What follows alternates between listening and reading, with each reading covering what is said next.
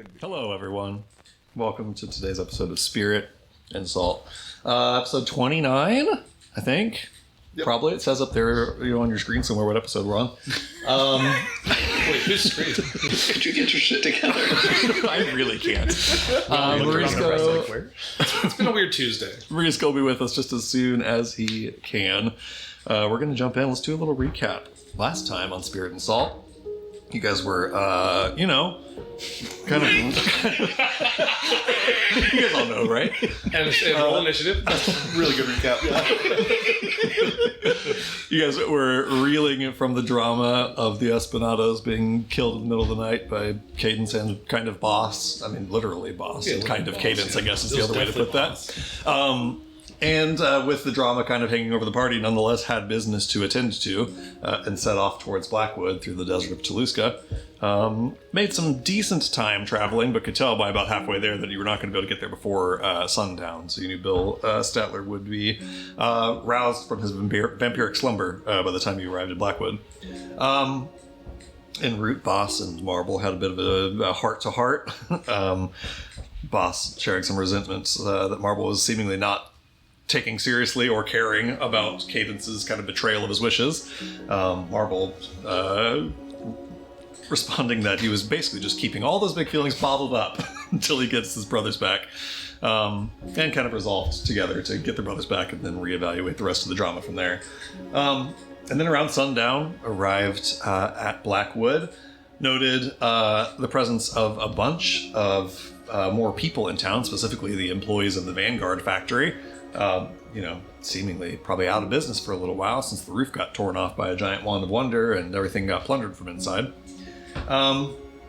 Discussed what to do.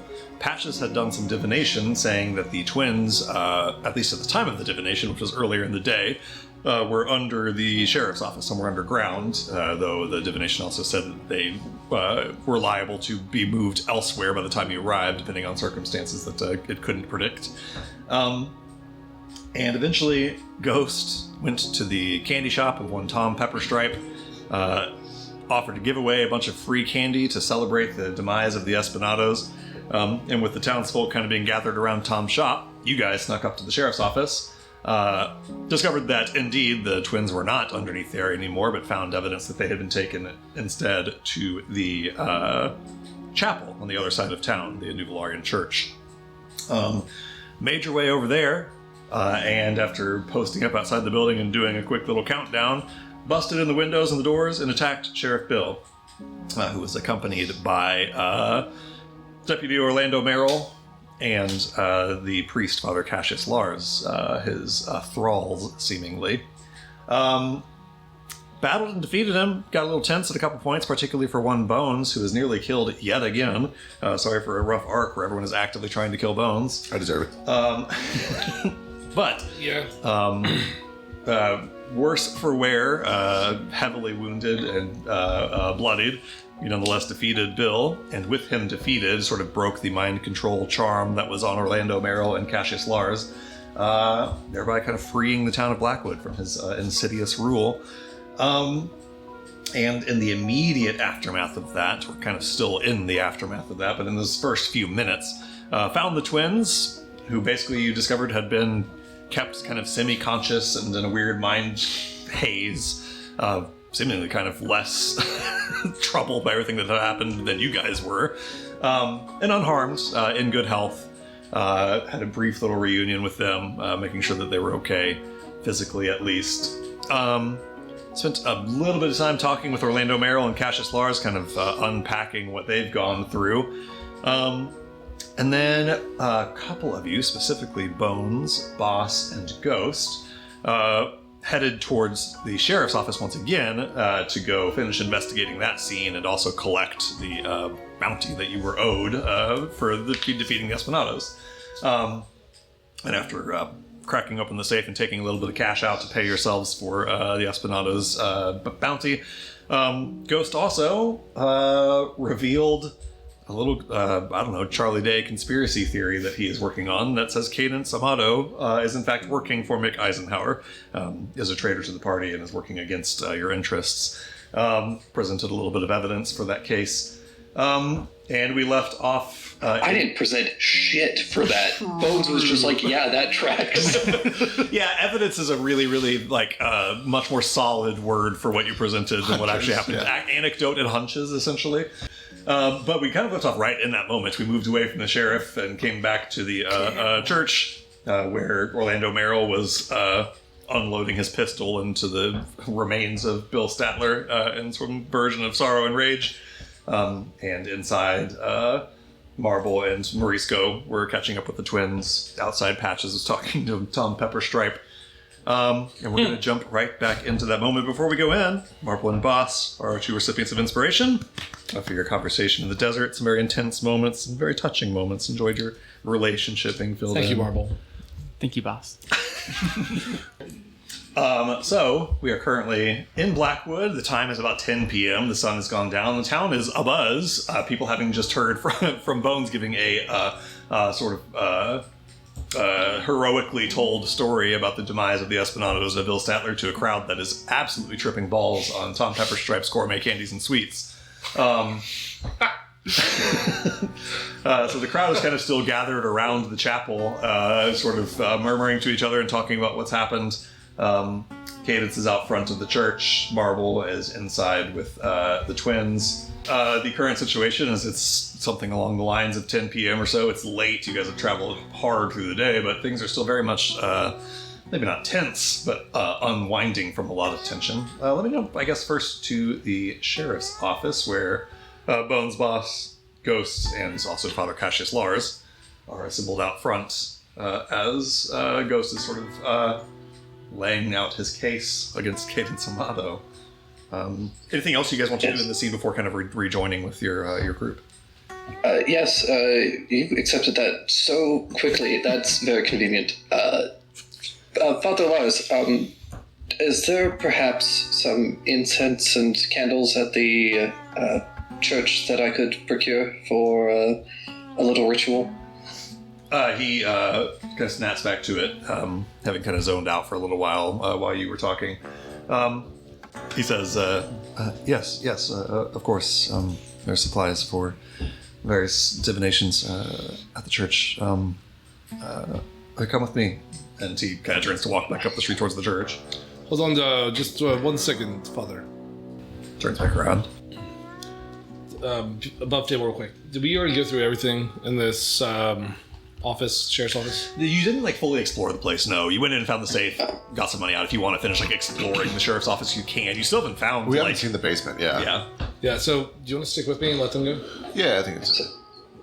Just so you know, the basement, if Statler has any sense, is going to be trapped. Understood. I'm not necessarily looking to go into the basement at this time, but I have interest in looking through this place a little bit further before I invite everyone in. Maybe we gather at least the rest of our crew so that we are not split up if things go wrong. Okay, this is fine with me. Yeah. So for the time being, this group heads back towards the chapel to kind of regroup with your group and maybe come back to explore the sheriff's office more thoroughly in a little bit. I want to say I just don't take my eyes off the office. Okay, yeah. It's not too far down the street that you can just keep looking over at, especially with your lens every once in a while. But as you keep an eye on it, I guess give me a perception check. At advantage? Yeah, because you got your lens. Nat 20. Awesome, okay. For 30. Cool. At least over the next, hour or two, you'll probably be back there before that much time passes. But over the intervening time that passes, you keep looking back every once in a while, and no one really goes over there. You do see on Nat 20 a couple people out on the street walk by and look at it, and you see them kind of murmuring at each other, but nobody's trying to go inside there or anything. The air around town is still very much people are afraid of what has happened, and no one's going to go walk into now the known lair of a vampire and start just poking around. So That's fine. Just wanted to keep my eye on it. Back at the church, I guess at the church, you guys, Cadence, you're the one out front. You see the group kind of returning from the sheriff's office. Cassius and Ghost kind of approaching the front door. Cassius kind of leading the way. And he leads you inside Ghost. Takes you back to this kind of altar, altar's a bit of a fancy word for it. Just kind of like a wooden pedestal that has an Nularian scripture sitting on it, and a little just kind of painting above it of the holy symbol of the New Lion Church, just a circle divided into 10 equal sections. And he just kind of opens up a drawer underneath there and pulls out just various little implements for divine spellcasting. There's, like I said, incenses, candles, various sort of like holy water, stuff like that. What exactly is it that you need, and how much do you need? I need about 16 marks worth of like incense and candles. Okay, he is willing to part with as much of it as he has. Go ahead and roll me a luck check just for how much he has here. Because these are not spells that he actually has personally, so it may not be a foregone conclusion that he would have that much. 13 is good 13? enough, though. Yeah, 13 is plenty. Yep, he's able to kind of empty out his incense and candles. And I'll just say you get 20 marks worth on a 13 mark check of components for those spell castings. He kind of digs through and hands them over to you. Father, out of some curiosity, I realize you're still reeling from everything, but do you happen to recall what your objective was when Statler came to the church this night? Yes. The Sheriff Statler and Deputy Merrill said they needed to use the church somewhat urgently. Sheriff Statler said he had received a telegraph message that had troubled him, given him a sense of urgency. He brought the twins that had been abducted and laid them in a room for safekeeping, and told me that that people would be coming, that people would be attacking, and that he needed protection. Urged me to protect him from danger, which seemed wise at the time. Of course, I don't know why. Or I do know why now, but yes, his business was to make an attempt to survive an attack. Felt that this would be the safest place to do so. I see. I believe he still was in the business of attempting to complete a job that he had received. I don't know all of the details of that job, but apparently that was the reason for the abduction of these twins, was to complete some job that he had been conscripted to undertake. Right. So he's an idiot. He looks at you and he kind of like there's a like base instinct from years of programming to like jump to Bill's defense and like interpret his actions as favorably as possible, but he's like stops and thinks for a moment, for the first time in years, not literally charmed by Bill Statler. Says, I suppose that's true. It's easier to see now in retrospect. I believe he always was acting in such a way as to enrich or empower himself. I do not know if he always thought through the implications of his schemes. I see. Marble, Top, Yo-Yo. In the back room, Marble, you're sitting back there with Top and Yo-Yo, and have been for a number of minutes if you wanted to just talk with them for a little bit. You're welcome to do that. So you don't remember anything? Top says, I kind of remember it. It's like when you have a really vivid dream and then you kind of can remember it for a little while after you wake up, and then it's already kind of getting fuzzier. The more that I hear about it, the more it kind of loses detail. I remember the train attack. That was terrifying. And I remember being sort of found by those cactus guys, but then they had this gas or oil or whatever that knocked us out, and next thing I know, we wake up in some cave with a bunch of horses, and then we get knocked out again, and the next thing I know, we wake up in some dark room with a bunch of coffins and some basement or something. But that part is just kind of Bill just kept coming down into the basement and telling us everything would be all right and to just sit tight, and that seemed fine. He just told us to rest and take it easy, and we rested and took it easy.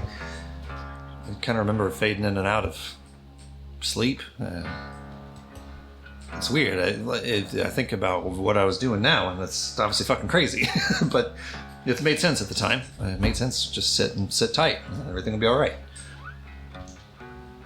Marvel just like grabs his face and just kind of pulls down, just exhausted and exasperated by this. Maybe a little relieved that they don't have to remember all the trauma they're going through. Right. Yeah, it's a bit of a weird blessing that they were kept either unconscious or like in a weird charmed loopy state for the whole time they were captured. You do see like just passive insight, especially with them being your brothers. Talking about the train attack itself is very frightening to them, and that was the most traumatic part. They were in a train when it got attacked by a bunch of cactus outlaws that saw a bunch of people get shot and got kidnapped. And they were perfectly lucid and aware for all of that. So. Yeah. You do see them kind of shrink talking about that. Yo-Yo, who would normally be very talkative, has little to say about that part of things. More personal. Oh boy, lots has happened. Yeah, you said you think that Eisenhower is responsible for this? Yes, I guess that makes sense. Kageyori? I'm trying to remember if they knew who Kageyori is. I think I'll just show them the letter. Okay, yeah, you show them the letter. He's the one who killed Sadie. Yo-Yo kind of takes the letter and opens it up and starts reading through it, and then sees the sketch in the back, the sketch of Kageyori's face, and you see him kind of like shiver. So, yeah, it gives me the heebie-jeebies. So what? So hold on. This guy, he points at the letter, works for Mick. Mm-hmm. Statler worked for this guy, and the cactus guys worked for Statler? Yeah, maybe with some other people between, but yes. Yo-Yo sets the letter down and says, well, that's a clusterfuck. Oh, and I'll pull out the replica engine. They're close. They both look at that engine and kind of lean in over the table at it. 50% efficiency. Their eyes both widen a little bit. Yo-Yo kind of rubs his head and says, ooh, we gotta push this thing to market. Top goes, yeah, sorry, Furball, that's, you've done so much to keep it safe. How did they get it? Dreams? Maybe? They look at each other, kind of confused. Dream magic? That's weird. Espionage? I don't know much about dream magic or espionage, but it's... I guess. I mean, I don't know how else. I mean, you were always, so particular about not writing anything down, so I don't know how else they would get it. Yeah. And these two actually probably would know. There is one place where it's written down. Top says, you don't think they got it from Grandma or Kuko or anything, do you? I don't think so. Also, he kind of like turns and kind of. This is probably like nearing when everyone's kind of arriving. It's like things are kind of tense right now. Well, yeah, your brothers were captured by criminals. Of course, things are tense for more. More than that, the cactus man. We voted whether to kill him or bring him in. I didn't want to kill him. So people agreed to that, and then Cadence and Boss killed him last night. Top says, "Yeesh, that's a tough pill to swallow." And Yo-Yo says, "Wait, you didn't want to kill him for abducting us?" That's you, Marvel. That's for sure you. But now I think Ghost is upset with Boss and Cadence, and Boss is upset with Cadence. Well, yikes! I mean, that sounds like you guys are having a worse time than we did. I mean, we kind of just took a nap in a musty basement, which I don't like taking a nap in a musty basement, but it's better than... Yeah, and Cadence told me last night she loved me. Oh, shit!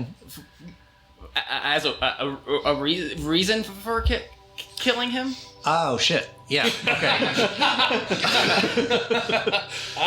Okay. Yeah. No, that's let me see this. right. That's another tough pill to swallow. Did you, Yo-Yo, like raises his eyebrows a few times? Did you get your kisses in, or? He'll just like bashfully look away. I knew he'd get his kisses. We had a bet. Hey, Top, pay up. And Top goes, I don't have my wallet. We got kidnapped, you idiot. We gotta find our wallets. But yeah, I'll pay you. No, we did have a bet going. Oh, but... also, he'll hand him the financial report, which is very much in the red. Oh, for accessible mentions. Like all the money he's been making has been going to making items, just been giving away to this group. So it looks very much in the red. Yo-Yo looks it over and goes, so what I'm noticing here for a ball is a lot of expenses, and it doesn't seem like the other column is, well, pretty much empty. Yeah, well, this was all to help. Yeah, no, like, listen, I am on board with adding a bunch of expenses to the expense column so that I don't get eaten by a vampire. Don't get me wrong. My only point is, we got to get some things in the black column, which means we got to get to this mech fight. Well, that's going to be a big opportunity for publicity for us. We gotta make some connections. I mean, Taluska is the future. Yes, I have a plan for that. We can talk about it later. I need to make a speech. Oh, okay. Yeah. No, that's a great idea. Yo-Yo says, have you considered the impact that your speech impediment might have on giving a speech? He's just kind of like glare at him. It's like, of fucking course I have. Sometimes you get worked up enough about an idea for a bowl that you forget about your limitations, whether it be the way you talk, or how tall you are, or how strong you are. I'm not too sure for this, and I'll punch him in the stomach. Ow, fuck. I mean, I have a -1 for strength, so it probably is nothing. It still hurts. Okay, I take back the strong thing, but still, just saying that, if you want to let Top do the talking, that has always worked well for us in the past. But if you want to talk for a while, I'm not talking you out of it. About this time that you hear the doors opening, and you hear Ghost calling back to you guys. Yo-Yo says, back room over here. You hear their voices kind of echoing from the back room. Yeah, I'll head over to them after grabbing those incense. Quietly to you, Marvel, he says, he points at his own temple of his head. It's just, you gotten used to that yet? The whole talking thing that guy does? I actually, and he'll kind of hold up his pinky, and they just see a little red thread. Yeah. And he's like, okay, false alarm cadence. Just showing it off. Oh, gotcha. They have no idea what you did. Yeah, but they just see a little red thread. Yeah. They recognize certainly the significance, and Top goes, wait, you told me you got your kisses. You didn't tell me you guys got, No. And then the door opens and Ghost steps in. Hello. How are they feeling? Well, right as rain, I guess. I feel weird. I feel like I should be more traumatized or something, but this has kind of been, it hasn't been enjoyable or anything, but it sounds like you guys have had a worse time than us. I suppose so, although, if we could have been killed at any moment, but I'm glad you're at least relaxed about it and seem to be in better state than Father Lars and Deputy. They seem especially distraught, I imagine. The amount of time they've been under his influence has really rattled them. Marvel, I was actually wondering if I could borrow a piece of that amber that you grabbed from Hallowhav? Oh, yeah. This is yours anyway. He'll reach into his pocket and pull out one of the pieces of amber. Do you need more than one? Just the one, at least for now. I may enlist your services later, but unfortunately we're on a bit of a time limit, so I want to get this done quickly, and we're going to have to accept sloppy work, unfortunately. We'll take the piece of amber, and I'm going to take some string and tie it around the piece of amber and make a little, pendulum. Okay. Yeah, you get to that work. As you're kind of tying that string around, Yo-Yo says, No, don't let us sell you short. I mean, we've been through a lot. You should really feel pretty sorry for us. But, Top says, shut up, Yo-Yo. Yeah, I'll kick him under the table. Top says, oh, you got to Hallowhive. So how was that? It's a whole new Hell. thing about Hallowhive.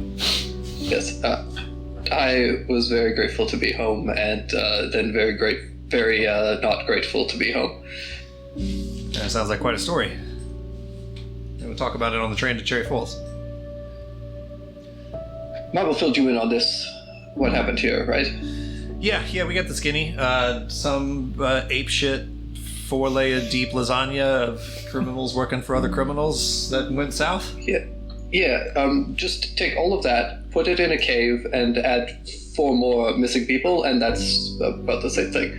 Yeah, no, that tracks. No, Yeah, it was a lot of just being attacked constantly. It really sucked. Yeah, that sounds rough.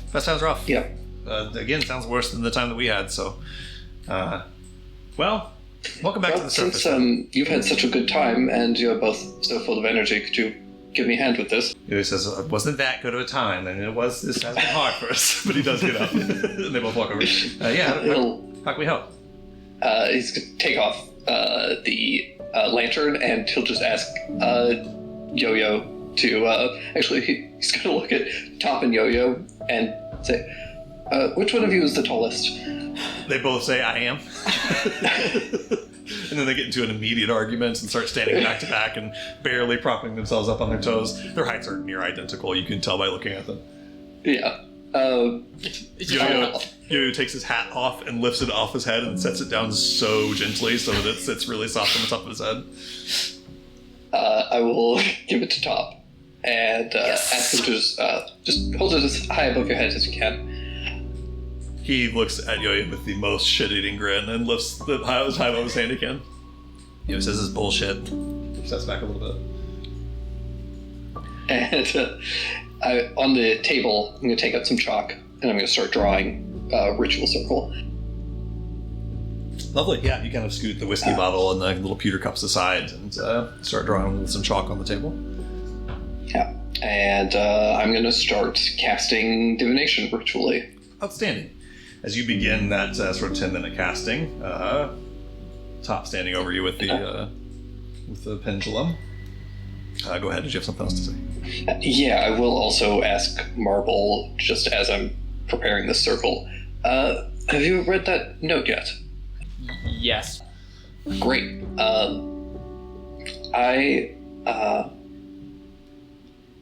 going to do something right now that, depending upon the results, may lower my certainty of that. But I do want your... How are you feeling about everything? Before you even answer that question, Marble, when and where did you read that letter? Was it just kind of during the day while you were traveling? Sure, we'll say during the day while I was traveling. Okay, just gonna flash back a moment here. It probably like when you arrived at Blackwood and you guys were setting up and talking about plans and stuff. You kind of gently slice the cover of this book open and open up this letter. And I'm just going to play the letter for our friends at home to hear. Did you already read it out loud? Ghosts did. No, Drake read this out loud for us. I just wanted to spare our listeners having to listen to this through my microphone into a speaker and then all that, because it's long. So, Marble, as you open this letter up and begin reading, it reads as follows. 9th of Brightness. Marble. If you are reading this, it is because the situation has grown too serious to allow to fester further, or the unlikely event that you simply got too curious. I want to preface this with the understanding that this is, at present, simply a theory based on the present situation. There is a pitiful lack of hard evidence, which, under better circumstances, would be enough to prevent me from blind speculation. But with recent events, it feels like it's a possibility that should be seriously considered. I fear Cadence is working with Mick Eisenhower, and is the one who provided your plans to him. I think this for many reasons. Not only is she close to you and is in an optimal position to do so, but evidence that Vanera exists at all or has had any connection to you or your machine are spotty at best. Most of the information concerning Vanera is at Cadence's word, something that no longer seems to be of particular value. Cadence is in regular communication with an unknown figure. She's called her boss, and I feel it's possible that this has been Mick. I suspect Vanera is a cover-up, a convenient excuse to draw our suspicion away from Cadence. The only evidence we've seen of Vanera is 2 notes from the factory, documents easily forged, and containing just enough information to keep us placated by Cadence's story while providing little beyond that. Cadence, unlike Vanera, has the connection to you, and the skill set to examine your machine without your notice. I know that you're very cautious with your machine, but don't let your abundance of caution disregard Cadence's capabilities. She's had the opportunity and the time to do so. Mick offered to purchase your design, but has clearly been working on this far before that was ever considered, a timeline that could conveniently match your relationship with Cadence. Cadence spoke with Kagiori, alone. She spoke with Statler, alone. Convenient people connected to Mick and an opportunity to pass on or receive information privately. She ran off at the factory, alone, claiming to buy us time, but that's an easy cover if she would suffer no consequences, caught or otherwise. And before we encountered the Espinados at Whiskerbush, she was the one who asked you what Mick was missing from your design. She didn't want to kill Statler. She wanted to take the money and run, but she had no trouble killing Masanuki. Strange for her to want justice against the kidnapper, but not one of the people orchestrating the kidnapping. I suspect Statler is still a valuable piece for Mick. Maintaining control in Blackbrook and the factory is vital, so of course it would be in Mick's best interest to keep Statler alive. Personally, I was also on board with not killing Statler and simply freeing Top and Yo-Yo during the day, and allowing the nearby authorities to deal with the situation. However, Cadence made sure to kill Masanuki and release Beans, our 2 best pieces of evidence against Statler and proof of his corruption. Of course, she couldn't kill Beans. Beans is an important piece of evidence against Statler, and as such, leverage to keep him on a leash. The thing I find most troubling about the situation is that we were never contacted or told the twins were in danger. They took the time to kidnap the twins, spent days dragging them across the desert, kept them locked up. They took the time to fortify a kill box and spent days laying in wait for the train and then us. Yet no one ever tried to tell us the twins were kidnapped in the first place. The bait was never presented to us. No time pressure or incentive was ever given, in spite of them having numerous opportunities to do so. It's like going through the trouble of rowing your boat to the middle of a lake, baiting the hook, and then leaving the hook in the boat, hoping the fish will jump in after it. But you don't need to bait a hook if the prey is already in the trap. Cadence has been capable of pushing us towards the trap if we took too long or misstepped, and I suspect that this entire event wasn't an assassination attempt at all, and was simply an excuse to better observe your design in action. I wish I could disprove this myself and not involve you at all, but I am at a loss for how. I would like to believe that she has good intentions for you and just made a mistake, but there is too much at stake and too many uncertainties to ignore this possibility. I would suggest some kind of trust exercise or confrontation, but I doubt Cadence would respond favorably to either. I don't have any magic at my disposal that could prove or disprove this entirely. Knowing you, I'm sure this won't change how you feel. Feelings aren't so easily swayed, and even if it was true, I'm sure you'd still try to find the good in her. I'm sorry to bring any doubt into your mind, but your designs and your spirit have the potential to change the world in great and beautiful ways, and it would be a terrible waste to see that potential crushed or corrupted by a warmonger. I have known Cadence for less than 3 primes, and in that time I have seen her be charming, playful, and show interest in hobbies and passions like art and Go. I have also seen her be ruthless and conniving and entirely unrepentant. I thought I understood her very early on, but I find now that I cannot distinguish the person from the mask. And maybe that's simply because there is no difference. You have known her much longer than I have. I think your assessment is much more valuable and more full-bodied than mine. So I ask you, do you really know Cadence, or just the illusion of her? With that, you How do you feel? Oh, there you go. you fold that letter up, shove it back into the front cover of this book where Ghost gave it to you, and then we jump forward to this moment in time. He silently screams to himself again. Right. He's like, haven't said the release yet, but I can't deal with this right now. Also, Drake, fuck yeah. Those last couple that's lines were incredible. such fucking banger. The whole thing was just like, okay. Yeah. Cool. Jumping back to the present moment, Ghost now asks you, Marble, if you've read that letter yet, and we jump back to now Ghost saying he can do this divination ritual to potentially confirm or deny some of these suspicions. Sorry, I don't know if Marvel knows how he's feeling. To be perfectly honest, he's barely had time to begin to process everything. It's okay to not know how to feel. Good. Lots of confliction. I know that this wasn't easy to bring up. Thank you for caring. Of course. As you begin drawing this ritual circle on the table, I don't know what Ghost is planning with this ritual. I assume it's commune, but I have no idea. give me an Arcana check if you want to try to identify it. This isn't on your spell list. I think it's a +5 to the DC. 25. 25 is enough to recognize the spell, and Ghost, you said it was divination, correct?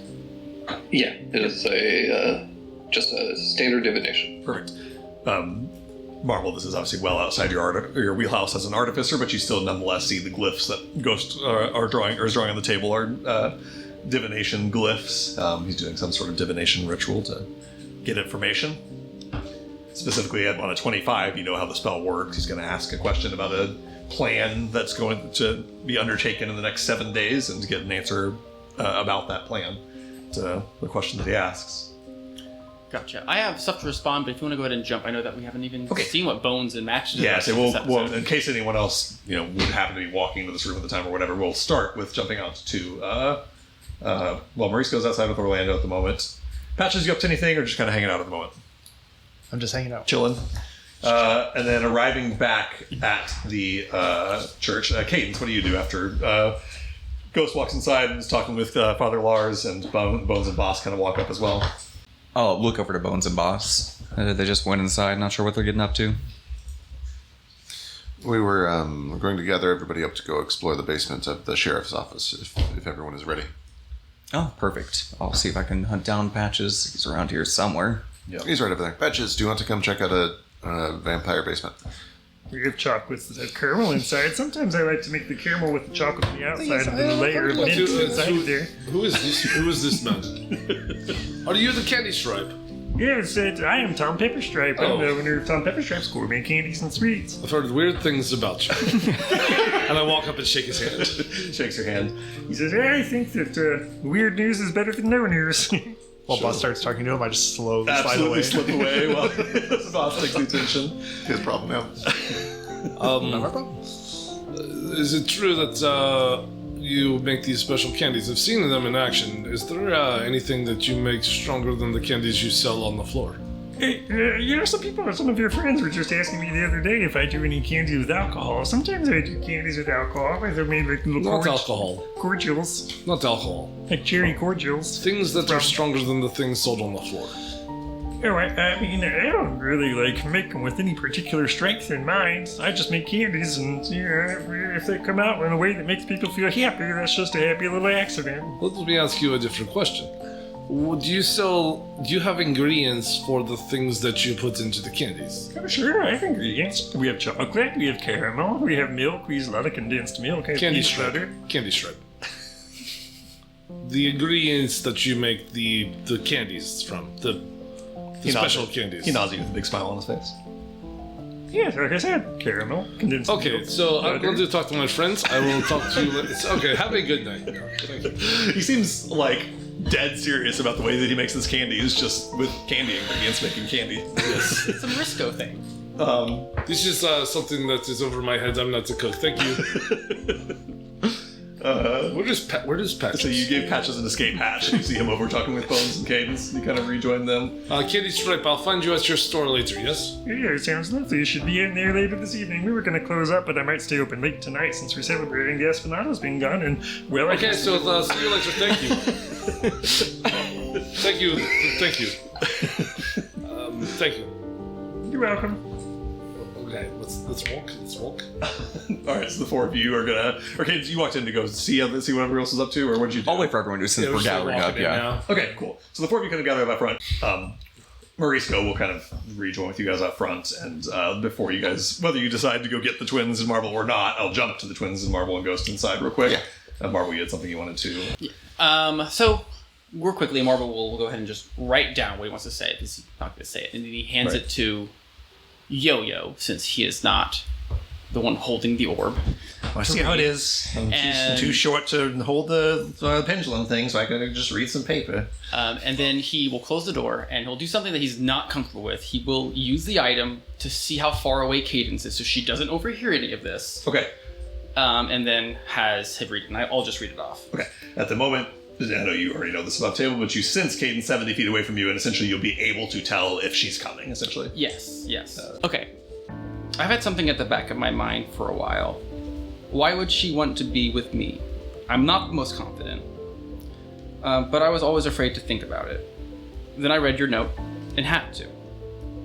She does wear a mask, one that she even tries to convince herself is who she is. It slips around me, and I see a glimpse of what's underneath from time to time. To be clear, I knew she was a gangster when we met, though I didn't know exactly what that entailed. I don't believe she is working for Mick, for a few reasons. When we were in the Underdark, she took me aside and gave me the key to her apartment and said that she didn't make it, to sell it and her things and have a good life. A few days ago, before we went to the factory, I offered her my engine so that she could sell it to Mick and try to infiltrate the company. But she turned it down. Perfect opportunity to just take it. Aside from that, she's had many opportunities to steal it and run off with it. What would be the purpose of this long con? She could have taken this days ago and have been gone. It is at this point, I'll ask just because the times are roughly syncing up here. The five of you out front look around, and you know where Ghost and Marvel are. You know they went inside and are with the twins. Do you get them to come with you to the sheriff? Do you guys walk off to the sheriff alone? What does this group up front do in terms of Ghost and the Ghost and Marvel of it all? I mean, Bones' intention was to gather everybody up, so I think he goes to look for Okay. Marvel, as you kind of finish... Yeah. Can I ask one question? Yes. How did the twins respond when they found out that I offered her my engine? Yeah, Especially since Yo-Yo's the one reading it. I'd say as Yo-Yo is the one reading that letter out loud. I guess I probably should have read it in Yo-Yo's voice, but yeah. He gets to that line and he says, "I'm sorry, you did what?" Top says, "Just read the letter, Yo-Yo." I just needed there to be a little bit of them in it. Totally, absolutely. You do, Marvel, as you read that letter before Ghost has a chance to really respond to it, you sense Cadence getting closer to you, and you also just hear the group walking into the church and walking through. I'll grab the note and shove it in my mouth. No. You guys, for what it's worth, Ghost, you know that there's people coming. I don't know if you try to stop and hide this ritual that you're doing real fast, or if you just continue on with what you're doing. Continue on. Okay, cool. Anybody can hear it. Sounds good. You guys step into the room to hear, to see Top Pendleton swinging like an amber pendulum around. Ghost kind of moving his four hands over a table outlined in chalk, and the chalk kind of beginning to glow with kind of amber light that kind of reflects down off of the pendulum above. No, Top is holding the my lantern. Oh, got it. Thank you. Top holding Ghost's lantern over the table, shining down over the table with sort of an amber light that's beginning to cause the chalk to sort of glow. You hear Ghost kind of muttering an incantation. One of the few times that I think Ghost makes audible out loud noise is when he's spellcasting. And sort of it's strange to hear Ghost's voice as like the chittering of a bug and not the sort of posh Ghost accent that he speaks to you telepathically with. Oh, what is this? Magic. Oh, okay. Okay, so I guess, do you need a minute for your magic? Boss, give me an Arcana check if you wish to. This is also not on your spell list, so the DC is 19. 23. 23, okay. Likewise, you recognize the spell that Ghost is casting. It is a divination spell. He's casting a divination spell.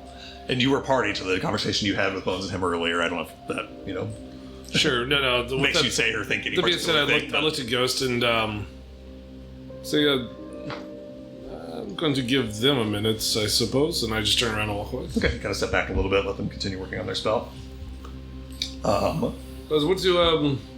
What else needs securing? I turn to Cadence and the rest of the group. And what else needs securing while they do whatever they do? Here, nothing. I don't think. But I do believe that we need to go back to the sheriff's office very, very soon. Yeah. Are we waiting for them? We don't need to, I don't believe, unless we think it's smart to keep everyone together. As long as we leave a note so they know where we went. I think the twins have been through enough, and we might leave them here with their brother for now. I'm gonna leave my head in. Ghost, we're going to go check out the sheriff's basement. Yes, I'll be done in just a moment. Do you want us to wait? Up to you. We could catch up, but just remember, it will likely be booby-trapped if Stadler isn't a complete fucking idiot. Yes, that is why we came together, people. We'll go ahead if you don't mind.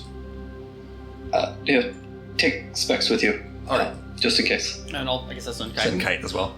The five of you walk back out front, and you see Orlando Merrill has kind of approached the sort of crowd out front and is just kind of saying, all right, folks, there's quite a lot for us to unpack here. Let's break this up for now. Let's move on away from the church. Let Father Lars have some peace for the evening. Let's take these conversations into the saloon or elsewhere in town. Someone from the crowd says, who's sheriff now? Orlando says, legally, in the event of the death of a sheriff, that makes me interim sheriff. I don't know if that's going to last. But for now, you need anything, I'll be at the sheriff's office. You can come talk to me. So this guy definitely seems very uncertain of himself. I mean, he knows the law. Yeah. Like, he is now sheriff. Yeah, legally until they can hold an election. He's like interim sheriff. Am I allowed to, should I roll? Like, why does he seem so unconfident? Give me an insight check if you wish to. 25. Really, really intense guilt. Really, really intense guilt. Has done some terrible, terrible things. Still hasn't quite come to terms with being against his will or under the effects of the charm or whatever. And on top of guilt, you see also just like a calculation of like, I'm a criminal. I've done a bunch of crimes. Can I really be the sheriff of this place knowing that I'm a criminal? He openly said to you guys last session, I don't know, maybe I go turn myself in and say like, here's all the things. He just doesn't know. He doesn't want to like. Does my insight provide me the clarity that I realize he's a good person feeling guilt? That he's like he feels bad, but it's truly not his fault. Yeah. Not just that you do get that, and you also get like when he says, "I guess that makes me interim sheriff for now." You see a swelling of a feeling in his chest that he tries to push down with guilt. That is like pride and happiness. He would love to be the sheriff of this town, but he doesn't feel like he deserves that. I think Boss steps up and just says, "People, this man, Orlando Merrill, this is a good man. You should listen to him and heed. As he said, he is interim sheriff, but until that time comes that other decisions be made, you shall listen to him, and you shall be happy to do so." Give me a persuasion check. Persuasion was 18 plus 10, 1, so 19. 19, okay. You get some looks at people that are like, no one's like, wow, this guy's an asshole. Well, a lot of them look like they trust Orlando more than you, so it was pretty easy sledding if you like trust this guy. They already kind of do. Yeah. They're very sort of amicable. And they're tripping on candy. And they're still tripping on candy. That helps. You like plead your case. You plead your case to the crowd, which is an easy sell, but you're also kind of out of the side of your eye pleading it to Merrill, telling him that he's a good man and should be the sheriff. And he kind of nods at you. That's kind of the motion I was going for. Yeah, he kind of nods at you, and then back to the crowd and says, there'll be an election. Nothing needs to be decided long term tonight, but yeah, in the time being, you need anything, you come to me. Tom Pepperstripe says, Here, free candy the rest of the night at Tom Pepperstripe's Gourmet Candies and Sweets. It's just down the road. You guys hear this? Oh yeah. Okay. And there's a cheer from the crowd, and everyone kind of breaks up. Some people go back to the saloon, and some people go to get some candy. And you guys, that's right, Marble, you get a hand raise. What are you up to? So Marble doesn't like keeping secrets and hiding Okay. who he is. So he will, as you guys are stepping out there, be like, sorry, I probably should just tell you, Nathul's worried that you're working for Mick Eisenhower, so he wants to do a ritual about it to put himself at ease. I'm not worried about it. but I don't know. I felt really weird. Just I felt like I was being sketchy. I don't know. Was that out loud or just in my head? It's just telepathic. Yeah, Cadence, you hear that in the back of your mind as you're walking out the doors and Boss is giving this little speech. I grin at seemingly nothing, and you hear back in your head, "Oh, well, at least he's a smart guy." Wow. Crazy response. Like Unhinged, some people would say. For the record, I'm not. You're not going to learn anything in that you don't already know. yeah, But, you know. yeah. Just your response to this. I mean, he is smart, and I guess it is smart. Okay. I totally get it. That's a great response, yeah. The five of you, Cadence kind of smirking in the back of the group, make your way towards the sheriff's office. Orlando comes with you. He says to you guys, he doesn't know that you guys have already talked about this, but he says to you guys, let me come with you. Bill had some kind of nasty booby traps leading down into his resting place, so I'll help you out with all that. No way. There's no way that's true. Well, they wanted to find it. As this group is walking off towards the sheriff's office, I'll say that you guys are kind of arriving at the sheriff's office right around the time that Ghost's spell is completing. So Ghost, you finish this ritual. You can see that the chalk on the table is starting to kind of burn up is the wrong word because there's no heat or smoke or anything, but it kind of is like turning into glittering sort of light that's rising up like an aurora from the table. Ghost will hold out the little makeshift pendulum over this ritual circle, which is effectively sort of a Ouija board, and as he casts a spell, the pendulum will start to swing and point to various letters to spell out the answer. Okay. And he's going to say, body is defined as flesh and blood, arcane construction, mechanical automaton, plant, or any other physical form that a consciousness could inhabit. Name is defined as a word or title used by an individual to identify themselves or used by another individual to identify a person, place, or thing. Over the next week, how many unique bodies use the name Mick Eisenhower, CEO of Vanguard EtherTech? How many unique bodies use the name Mick Eisenhower with those definitions of body and name? Yeah, I mean, like, a person using a name is a specific activity, so you certainly are within the bounds of the spell. Presuming that within the next 7 days, how many people are using that name?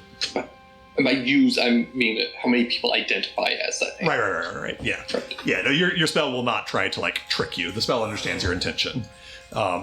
You lay out the parameters for this question. The answer that you get is 1, but a name can exist without a body to inhabit. And give me a Arcana check. I'm going to Flash of Genius it. Incredible. How much does your Flash of Genius give at this level? 4. Sweet. Okay, that does bump us from 22 to 26.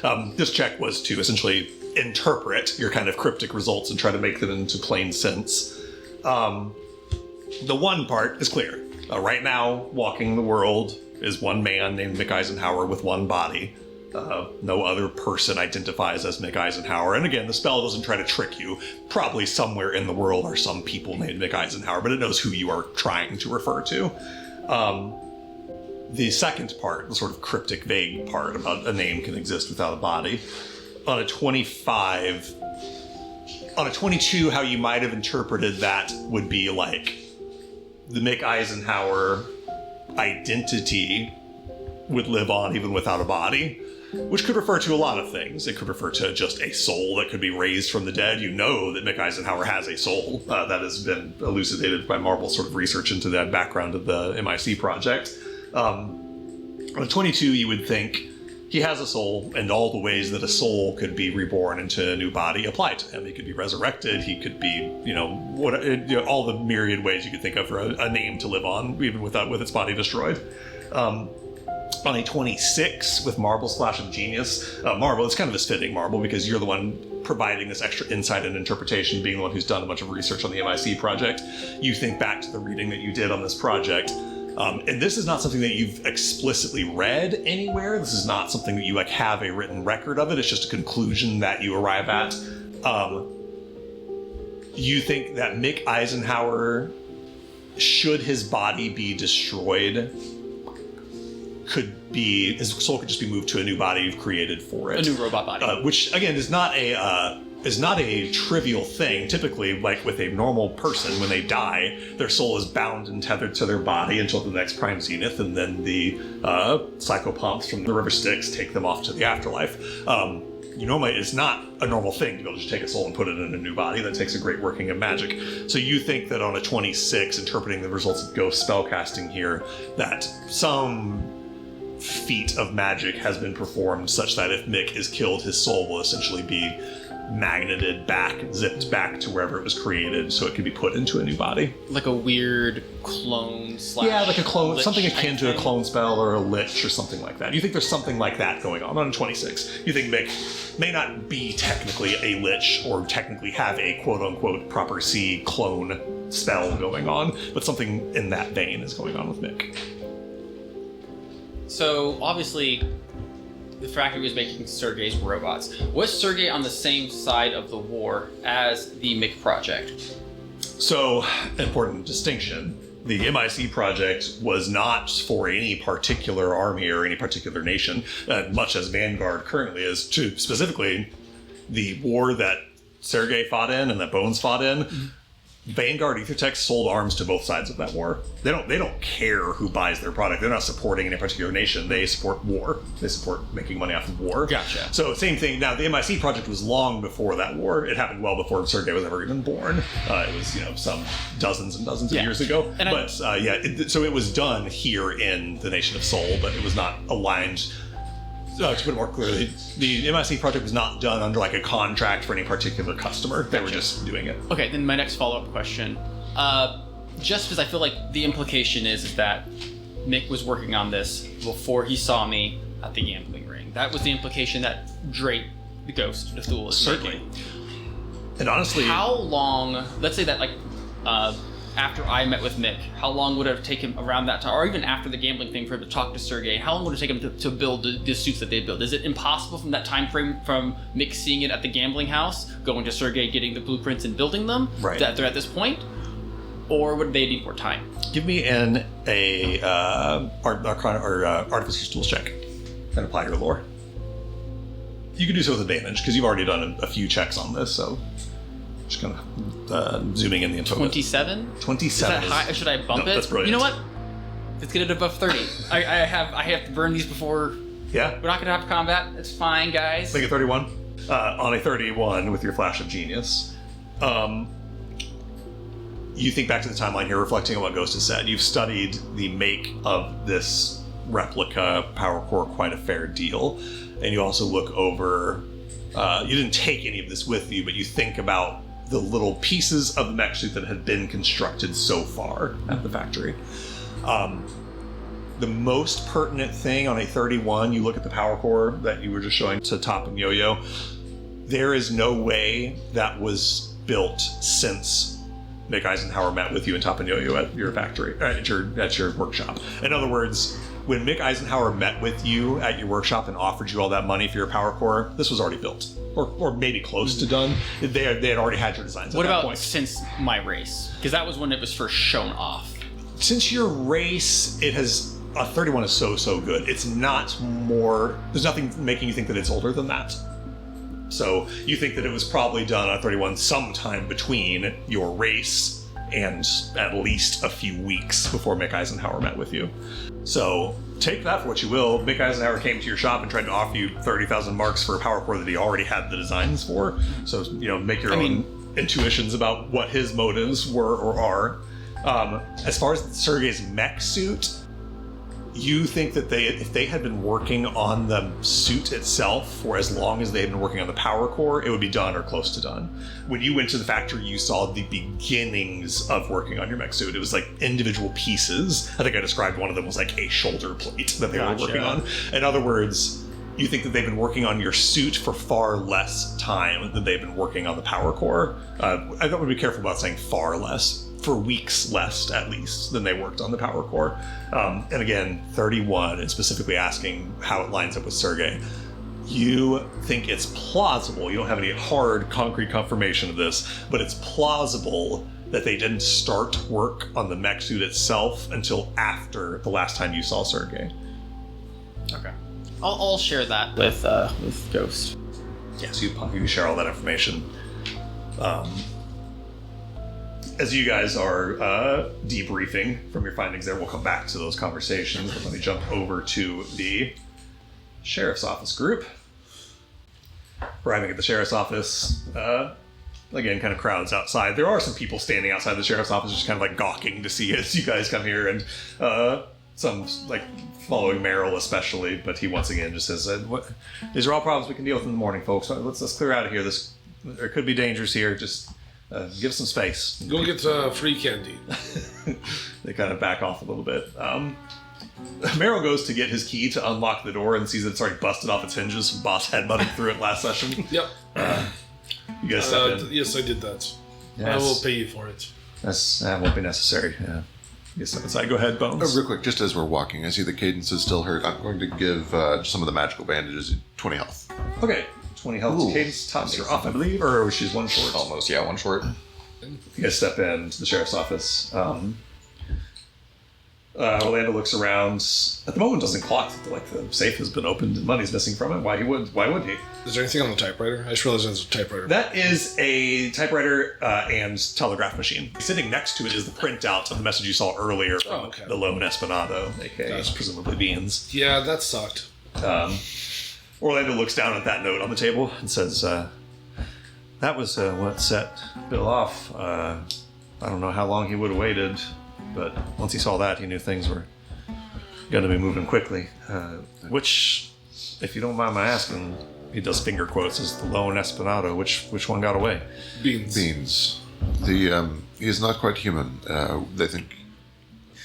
When we talked to him, I was under the impression that he was made for the purpose of helping the Espinadas, some sort of a sapient construct, developing a consciousness of its own over It time. seems that they may have actually fulfilled that original wish too. Yeah. The point that I'm making is they seemed pliable, like a child almost. It is not that I don't want to ascribe blame to his actions, but they are a unique case. If they become a problem again, it would be good. It would be wise to treat it not as a person, but as a servant with no master, I guess. I'm confused personally as to what this Beans will do from this point on. Same. I have no idea. All that they know is a life of crime. So I suspect that they think that is normal. Merrill looks at you guys and I don't think he says it out loud, but with the 25 insight check, you see him think like, who am I to start applying judgment to someone doing something that they were conscripted to do by somebody? So what he says out loud is just, all right, I'll keep that in advisement. I can't promise that I'll never see justice done to somebody that brings harm to the people of my territory, but if I never hear from them again, I'm certainly not going to go chasing them down. Yeah, I did not mean to imply that if they continue hurting people, they should not be brought to justice. No, I know what you mean. Yeah. I have some, obviously, sympathy for someone being used for something, so let's just hope they found a new path and they can go their way and we'll go ours. Now, I do believe that if you have any reason to come across their path again, that you go ahead and end this character. It seems that even when released from the hands of other criminals, they will pursue once again the life of criminality that they were ascribed to. Give me persuasion checks, both of you. Kind of competing persuasion checks. I think in a way, not like directly contrary to each other, but... 7. 7 from Boss. 19. 19 from Boss, okay. Yeah, he He just, at a glance, 25 insight check, seems more sympathetic, at least in this moment, with the idea that Beans maybe deserves another chance. At least in this moment. Barring Beans doing anything terrible in the future. He leads to a back room here. Opens up this door, which is locked. He just gets a key ring off of his belt and opens it up. And you can see in the back room there, exactly what it looks like, a room full of coffins and stuff. Merrill says, this isn't all entirely below board, and this is the morgue for the town as well as anything else, so... But it is, at the end of the day, a cover, and he goes over to this coffin over in the top left corner, pops the lid off, and you see, sticks his foot down underneath and pushes down on like a pressure release wood panel that like flips up with springs. It's like a hidden trapdoor that leads down into like a cellar or a basement. Before we walk down, I do have a question. If this is the morgue, how rare is it that someone here dies and finds their way into the morgue, or do you have a hard time remembering this? It's not common. More often than not, people bury on their own properties. Most small town like this just take care of their own dead. But if he kind of nods his head towards the gallows outside. If there's criminals or people that don't have the means to deal with their own burials, it falls to the city to take care of that, and so that's our job. Sheriff Bill would typically deal with that for obvious reason. He takes a knee by this coffin, and where he's just popped this trapdoor open, reaches underneath, and you see him with his hands working something, and then he pulls out a long like tripwire and kind of just sets it down to the side. Says that might have given you some trouble. So down here is where Bill slept, and where he was keeping the twins, where he's kept plenty of people in the past, where we kept plenty of people in the past. And he goes down there, I don't have a separate map for it, but into just a big cellar underneath this office, where you can see that there is a big, giant stone oven, essentially a cremation oven. This requires some magic. A simple stone oven wouldn't work for cremation, so there is a bit of abjuration and evocation on it, a little crystal in the back. And then you also see that there is a very fine, ornate coffin, black stained wood with sort of brass filigree. He nods at it, says that would have been Bill's rest in place. You can see that there's manacles with chains hanging from the walls, bolted in various spots. There is a stench of death and blood down here, and also a stench of ash and soot.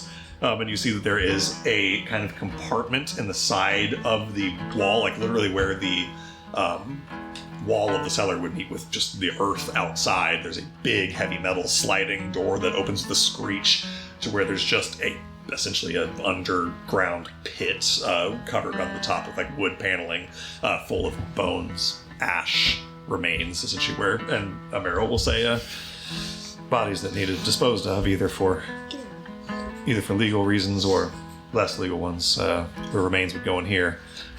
He kind of looks in there and says, "No, that explains it." And there's where the wood on the top is, it's been broken open. There's dirt that's like fallen in from something burrowing up from inside. This seemingly is where the skulls and stuff came out that attacked Bill, victims of his. But he looks around the room, says that's about the size of it. His shoulders kind of raise a little bit. Says, now that I'm gonna head back upstairs. He looks like he's a little sick. He might throw up. Okay, yes, take your time. Kind of climbs back up the ladder up into the main room here. Please don't leave the building for now, please. Nope, yeah, boy, have I got a lot of paperwork to do. Can we look around? I was going to say, I think Bones begins to look for the most recent activity just to see what was done here most recently. Yeah. Give me an investigation check. 12. 12, okay. The most recent thing that happened in this room, other than you guys coming down here, was Bill coming down here, taking the twins out of here after they'd been stored here for several days and taking them back upstairs and then leading them up front to a wagon and taking them over to the church. You kind of piece together the rest of that picture. The twins were brought here in a timeline that makes sense to you, kept here for a few days. I don't know what feeling this gives Bones. The twins were here when you guys were here. Yeah, the twins were here when yeah. you were fighting those skulls outside. Amazing. They're right there in this basement. You look in where Meryl was kind of pointing at in this sort of like underground sort of compartment of bones and ash and destroyed bodies, and see the spot where something is burrowed up, like broken through the wood down here and burrowed up. You see burn marks on some of the wood from those flaming skulls, and easily piece together that those undead that attacked Bill the other day were just some victims of his that had some resentment left for him and dug their way out of their graves to attack him. Patches, do you have a camera, or is it you have the camera? Okay. Oh, you have a camera. Would you care to take a picture of this coffin? It is quite beautiful for what it is. Very intricate. Sure. I don't see why not. I mean, you've taken so many pictures. This seems to be important enough. Yes. Give me a photography tools check there, Patches, to take a photo of this vampire's coffin. Can I do it like that one meme of the guy like squatting down in front of a grave with like peace sign? 100%, absolutely. Perfect. 21. 21, brilliant. You get a nice selfie of you making a peace sign in front of a vampire's coffin. Anything inside the coffin? His coffin? You pop the coffin open, it doesn't resist you popping it open or anything like that, and it's, a very, very fine coffin, luxurious, velvet lined, with like a deep, deep black-red velvet inside. But there's nothing inside there that looks, there's not goods or money or valuables or anything stored inside of there. Basically, like, down here I have nothing else. Upstairs I have the floor. Okay, cool. We'll kind of move back upstairs then. Meryl has caught his breath and made his way back out to the desk here. I think you step out there to see him looking at the safe and sees that there's cash missing and goes, take it you guys already got your reward. Good. I was going to make sure I saw to that. I appreciate this about you. The bounty was made under false pretenses by Sheriff Bill. He never actually intended to pay it. He never intended anyone that went after them. They received ample warning that someone was coming. But nonetheless, they were a scourge on this town, and we are richer for the loss of them. So, it's fair trade. He opens up a drawer and does pull out 2 wallets, the boys' wallets, the Pempsons, and kind of just tosses them over to one of you guys. Who has more money? They both don't have any cash in them. Classic. When you guys found Bill's wallet, he had taken their cash and stuck it in his wallet, but it's got their IDs and other stuff that they might want. I hand them to Bones. Cool. Bones, you've got the twins' wallets. Yep, hold on. He says, it feels just unbelievably vacant for me to say thank you, but thank you, truly. When is the last time you slept?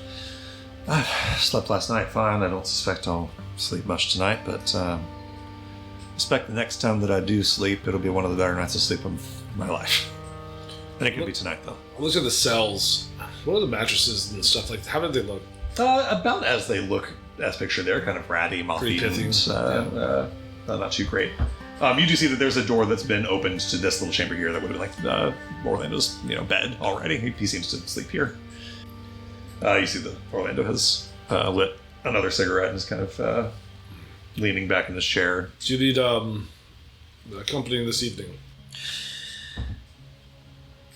I don't know if I need company or to be alone with my thoughts. I couldn't possibly think to arrive at that answer myself, so I suppose whatever I get, it's what I'll get. Is it, with the situation as is, do you mind if I take both of those horrible mattresses and stack them up and take a turn to sleep here tonight? He looks a little confused. You certainly can. There's no need. I'll make sure you get set up with a room at Mabel's or something nicer than a prison cell. I don't need this evening. I believe that I just need to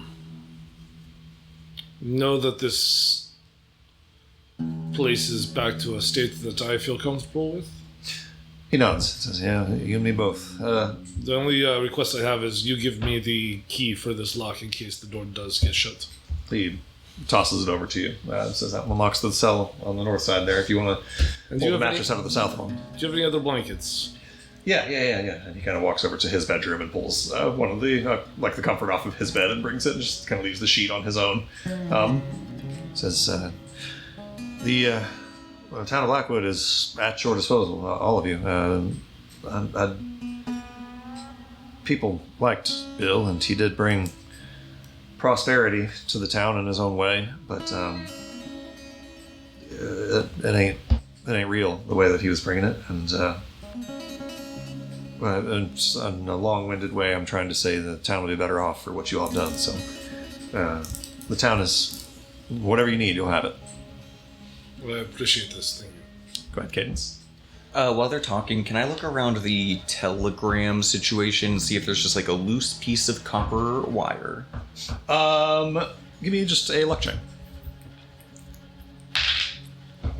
14? 14? Yeah. You find a little bit of wire that would be used to sort of repair the ether transmission line that goes down into the ground for this thing. And May I steal it? Yeah, totally. You can try to do it sneakily if you want to, or you can just take it. Orlando's not going to stop you, but if you want this to be unknown to anybody... No, I'll just grab it. Okay, yeah, you just grab it. No problem. You get a little piece of copper wire.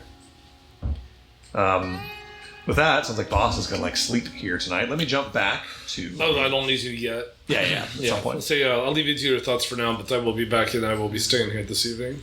Very well. He kind of tips his hat at you. And take the key. Take that key to the jail cell. And we will jump back now to Marble and Ghost. As you guys finish that ritual, get that information. Do you guys want to have any conversations in the wake of all of that?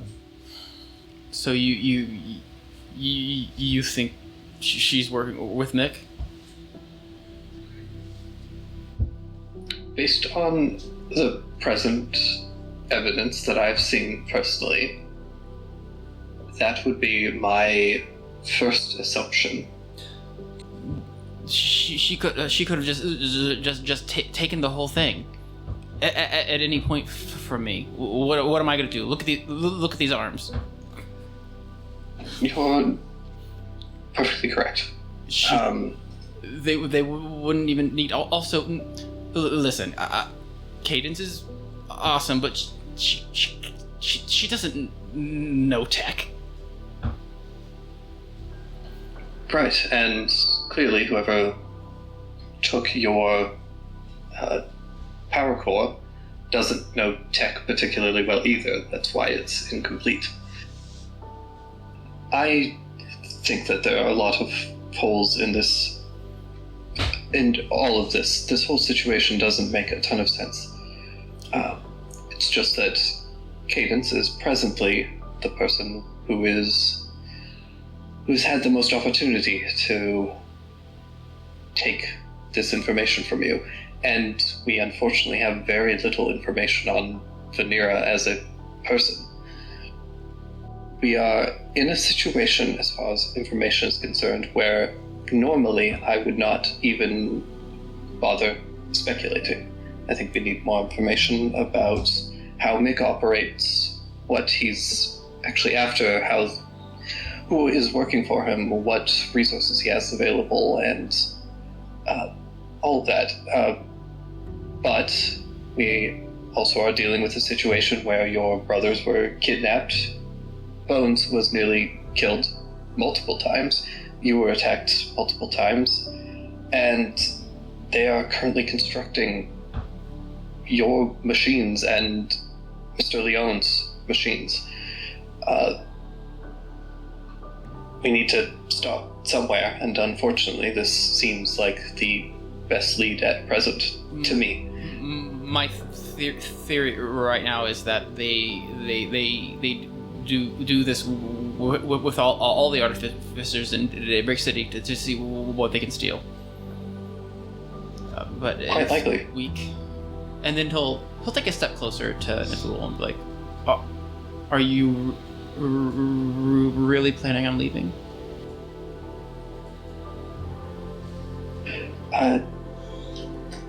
Yes. I have things that I have to take care of, and I will accompany you all for as long as that takes me, but Will you say goodbye? Of course. I'm not going to just disappear in the middle of the night. At least not by my own will. Well, if you do, I'll assume you were taken. Please do. Yo-Yo says, so wait, we're not trusting you, honey? If Marble trusts her, then I think that we should trust her. I think she needs me to trust her.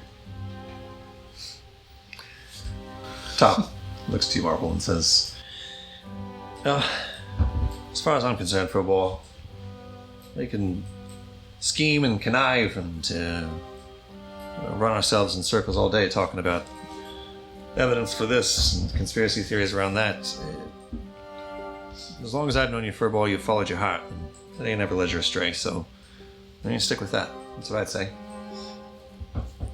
I'll like smile and give him a nod. And maybe punch in the arm. Ow! What's the punching thing, Furball? You're getting violent these days. I feel like Marble's probably always really punchy with them. I feel like you're extra punchy. I feel like Sorry, you've got some really pent up feelings in your heart that you're not letting out, and I'm getting the punches from it. Yes, I've... Hey, did you see we put Scrap Heap up in a nice warehouse? Yeah, I saw her and bought up all the parts that I needed. Well, We also did rob him. oh, good. Yeah. I mean, if he's gonna rob you, you gotta rob him back.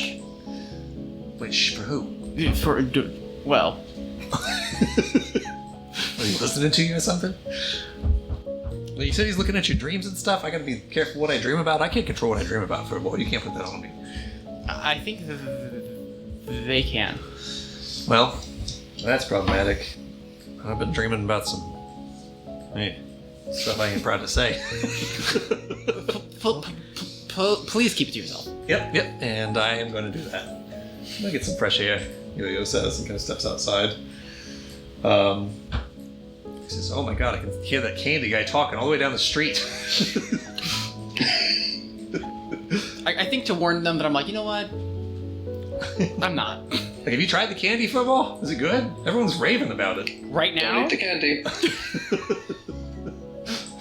I think it's about this time. I'll go jump back to the sheriff's office group. You guys, I believe, return to the chapel. Again, it's pushing 11 or midnight now. I don't know if you guys have more you wish to do with this evening, or if you're kind of ready to turn in. I leave that to you guys. You guys, for now, regroup at the sheriff's office. Or, I'm sorry, at the chapel. I think Daddy Cassie should give us a sermon. Daddy Cassie will happily give you a sermon. Daddy I'm Cassie joking. is having an intense crisis of faith right now. It may not be the best time for a sermon for him. Does this one want to share that information? Oh yeah, you don't share what you guys learned from your ritual. I guess. Yeah. Before I share it, though, I will... I'm going to cast a new spell that I got. And in the church, I'm going to set up a private sanctum. Okay, awesome. And tell everybody, if we sleep here, it should be safe from some divination and that sort of thing. Hopefully give us some reprieve. Here in the church. Yes. I don't believe that I will be doing this. I like this idea, but I have to feel personally good about certain decisions I've made recently, and I promised Sheriff Merrill, Interim Sheriff Merrill, that I would be staying at the office tonight with him. Just to make sure that things remain safe, at least while I'm still in this town, as much as I can. Morisco says, I can stay with boss. This is unnecessary. There's not really good room for this. I mean, if you'd like to, you're welcome, but there's only horrible mattresses and not much room. He says, everything we've been through, let's stick to buddy system. At least keep someone close. I'll accept Mattresses are probably better than pews anyways. this. I'll accept this. I don't know if mattress is the right word for what I saw, but yes. Morisco, I will take this. Thank you. He nods. smiles at you. You guys head off to the sheriff's office for your sleep. Ghost, you cast this spell. Father Lars watches, really, really kind of, we talked about last time, intrigued by your magic and intrigued by the way it relates to his magic. And starting to move through his own stages of processing everything that's happened to him. But eventually you get this spell set up. There's kind of a flash of orange shimmering light that cascades along the walls of this place. As meanwhile, Mauricio and Boss return to the sheriff's office. And just keep your hands to yourself, okay? Who, me? Yes, you. You're not my type. I don't believe that. No, Top's back in town. I'm just kidding. You guys eventually turn in for a night of sleep that the base animal discomfort of sleeping on pews and in prison cell beds couldn't subtract from how desperately this rest is needed. So you guys sleep very, very well this night. And wake up to dawn in Blackwood on the 9th of brightness with the effects of a zenith, a short rest. Should be the 10th. Yep, you're absolutely right. So I'm sorry, I was totally wrong when I told you the long rest was a day away. I've lost track of the calendar here. Those of you, when you wake up in the morning, I'm sorry, correction, with a prime zenith, a long rest here in the town of Blackwood, on the 10th of brightness, not the 9th. You get all your hit points back, including those of you who your hit points max were reduced by the vampire's bite. Those maximum reductions are fixed. Less. So you get all your hit points back. You get back your normal short rests worth of mana. You get back any other short rest resources that you regain. Just to kind of get out of the way, can I go ahead and finish the item I'm working on? Yeah, absolutely. You can knock that out in the morning. Do a little crafting check. It's 29. 29. So I get to finish it. Okay. Which one is this? Is this the last one for your party keys. member? I love that. And then can I do one flavor thing last night just so I could potentially do something with it? Absolutely. As we're getting to sleep, just a quick question for Cadence. He'll try to. He has no subtlety, so he's just gonna be like, hey Cadence, quick question. What's your favorite flower? My favorite flower? Yeah. I suppose I'm partial to a daffodil. Okay. Can I ask why? You can. I assume that's my answer. He gives you a shit-eating grin. How'd your ritual go? You learn what you wanted to? I guess it means that if we have to take care of him, we'll have to take care of him before we take care. Divination feels kind of like cheating. We'll have to destroy him down to the soul. It's like a Skynet thing, right? Yeah. I don't know. The only other thing that we really found out, well, I guess I kind of deduced, was that he got my power core information way before he saw me at the gambling ring, but after my race car drive, just based on how long it took them to get together. So I'm kind of thinking that maybe he just spies on all the artificers and just tries to see who has the best, juiciest tech. He wasn't at the party that me and Marvel met at, was he? Yeah. Mick was not, however... I mean, he's always 4 steps away, so Yeah, Mick wasn't, and you feel like you would have seen if Kageori was there. Yeah. But Kageori, that's honestly attending a display of technology is not underhanded criminal dealings. There are probably scouts from all kinds of tech companies at that race. Scouts, yeah, absolutely. Do I know any other, Oniromancers other than Vanera? Give me I a assume probably not, because they're not super common, but... history check. 16. On a 16, no, I don't think you know any others. You have heard of some other Oniromancers. The main one that comes to mind is Silas Finch. His name's come up a few times this campaign.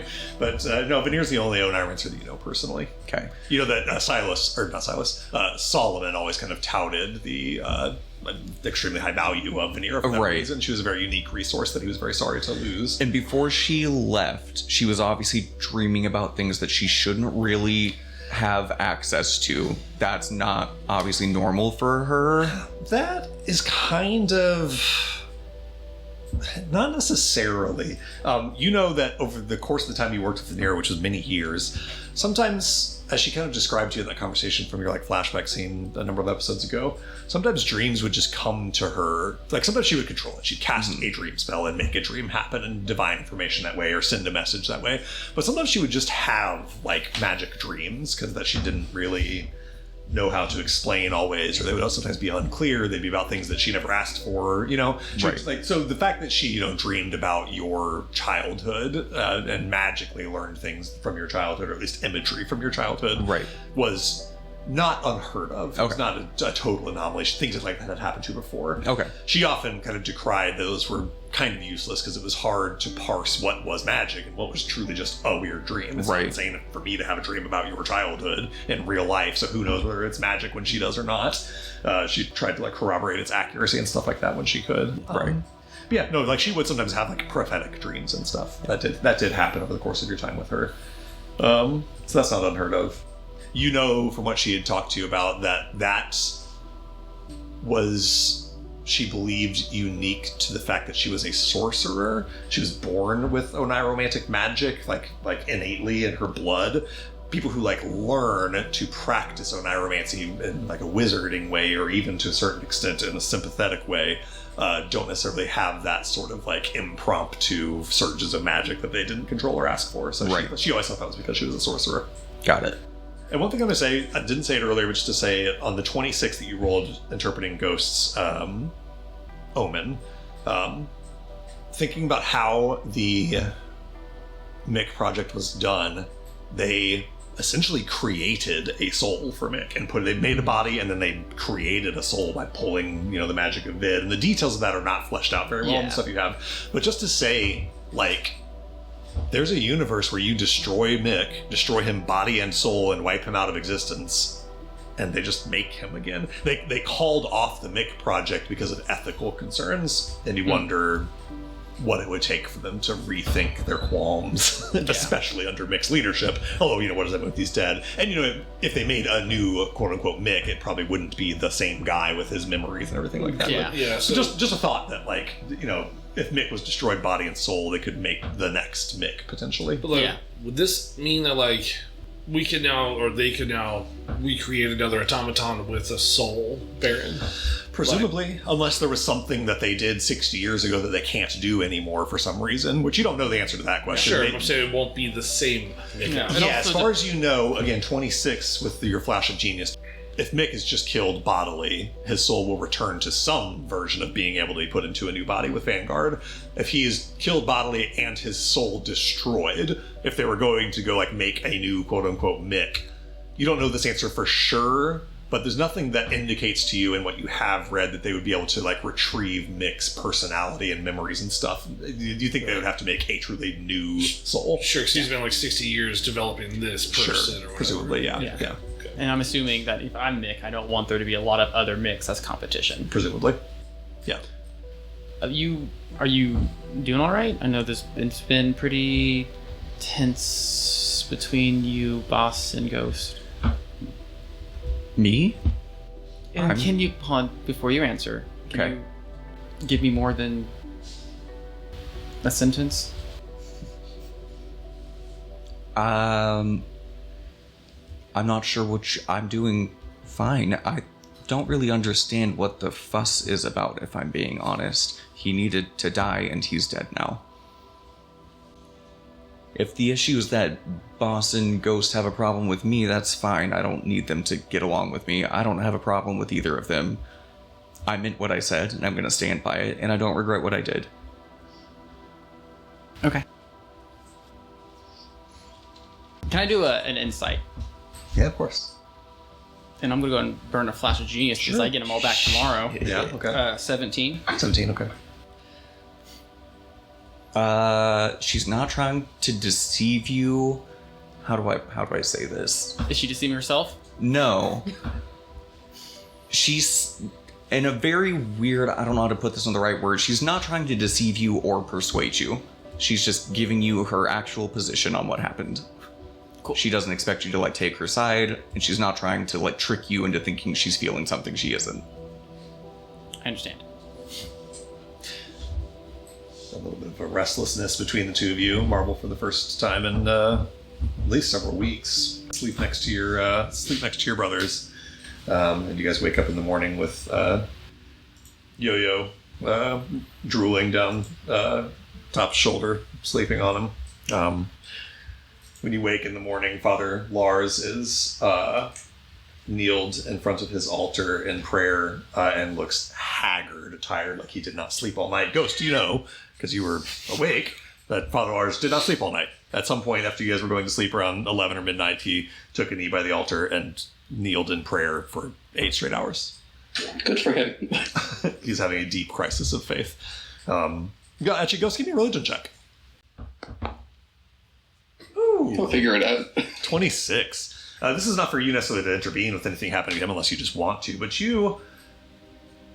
a lot of people would look at Cassius Lars and think that he's having a sort of emotional or existential crisis the way Father Orlando Merrill was, where like, oh, I can't believe all the terrible things that I've done. Cassius Lars is having a little bit of that. I mean, he's having some of that. But he's also having a crisis of faith based on his deeply held Anuvilarian beliefs, which on the 26 you understand quite well. One of the like prime tenets of the Anuvilarian Church is that like law and following the law and the legal leaders of your society that you live in above all else. Barring some extremes like murder and stuff like that, the Anuvilarian Church really doesn't moralize or have 10 commandments of things that are right or wrong to do as much as it says adhere to your society's structure, adhere to the things that your society tells you to do, follow what your leaders tell you to do. That is the value of the Anuvilarian Church. Their prime value is following leadership and following law. And you see Cassius Lars trying to rectify in his mind like, yeah, I did terrible things. I helped kidnappings and murders on behalf of a vampire sheriff. He was the duly elected sheriff of Blackwood. Did I behave according to my church's teachings? I think maybe I did. So you see him in like deep prayer of trying to figure out if what he did was even in his mind against what he feels was morally wrong, whether it was even against his church's tenets. So that's the crisis on the 26th that Cassius Lars is going through, is trying to figure out like, yeah, what I did was immoral, but was it actually against my church's teachings? And what does that mean if my church's teachings had me do an immoral thing? That's the crisis he's in currently. Boy, I am not equipped to help with this at all. So I think, yeah, Ghost is going to kind of reflect on his own kind of similar situation and kind of just reflect for a little bit, but not bring it up. Yeah, makes sense. And he doesn't seem to be... If you came and spoke to him, it would be a surprise to him. He's like deep in some religious reverie or prayer or divination of some sort of his own. He would jump if you walked over and talked to him. So, Marvel. Real quick, just piggybacking off of Ghost. This guy was brainwashed, but he still had access to the divine that gives him his magic from aligning with that. Mm-hmm. I guess I obviously Marble doesn't know what the tenets of this are. I don't know. When is this like cosmically like them being like, oh, we wouldn't have let you cast the magic of lawfulness if you were being unlawful. I see what you're saying. An important aspect of the world's quote unquote divine magic in this setting, no god or cosmic power gives Cassius Lars his magic. Cassius Lars derives his magic from believing in something. In other words, like, the sympathetic magic doesn't connect Father Lars to a magic that he will, like, lose if he doesn't follow the tenets, unless not following the tenets somehow diminishes his own personal faith. So as long as he believes... Yeah, honestly, like, when I say crisis of faith, I'm not entirely being, like, glib about, like, if Father Lars truly in his heart of hearts stops believing in his beliefs, he will stop having magic. His magic comes from the sincerity of his beliefs. So a crisis of faith for him may truly mean no longer being a priest of the Anuvilarian Church in a very real magical sense. There is no god or angel out there granting him magic as long as he follows their laws. The magic comes from him just believing in a thing sincerely and truly. There's some debate over whether the magic comes truly from quote-unquote him or from the outer planes, but at the end of the day, it comes from his connection to those ideals. And then Cadence, go ahead.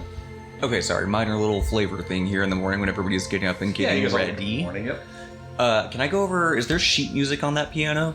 Totally, yeah. There's some like a New Valarian hymns on there. There's, this world's equivalent of Amazing Grace. No biggie. Just while everyone's getting ready, I'm just gonna sit there and I'm just gonna flip through the sheet music. That's it. Awesome, yeah. In the early morning hours with the prime zenith kind of washing over, morning light pouring in through the windows of the church, you kind of step over and just kind of flip through this sheet music sitting on this church piano. In the morning, Marvel, you get your crafting tools out and do a little bit of tinkering. Let me jump really quick over to the sheriff's office where Boss and Morisco wake up in the morning along with Orlando Merrill. Boss, you get kind of a bit of an uncomfortable night of sleep on one of these ratty old beds with Morisco kind of curled up next to you on it. So you guys sleep kind of uneasily, but nonetheless, just like everybody else, wake up to a prime zenith in the morning, get all the effects of the long rest. Is there anything you want to do with that night or in the morning, or do you just go rejoin with your party? No, I think just walk up to Orlando and say,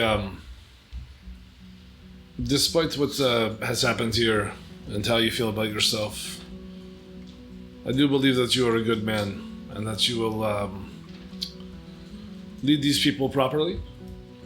And I do believe that despite recent circumstances, you will be elected sheriff. So look into yourself and realize that yes, these things have happened and these are awful things, but you are strong. And these people need a proper leader. And I believe this might be you. So take this as you will.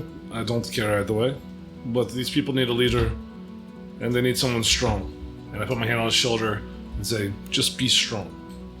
You see that he has gotten up in the morning, changed his shirt to kind of a white button down, and is seated in his chair drinking a cup of black, oily-looking coffee that doesn't look all that tasty, but smells very, very strong.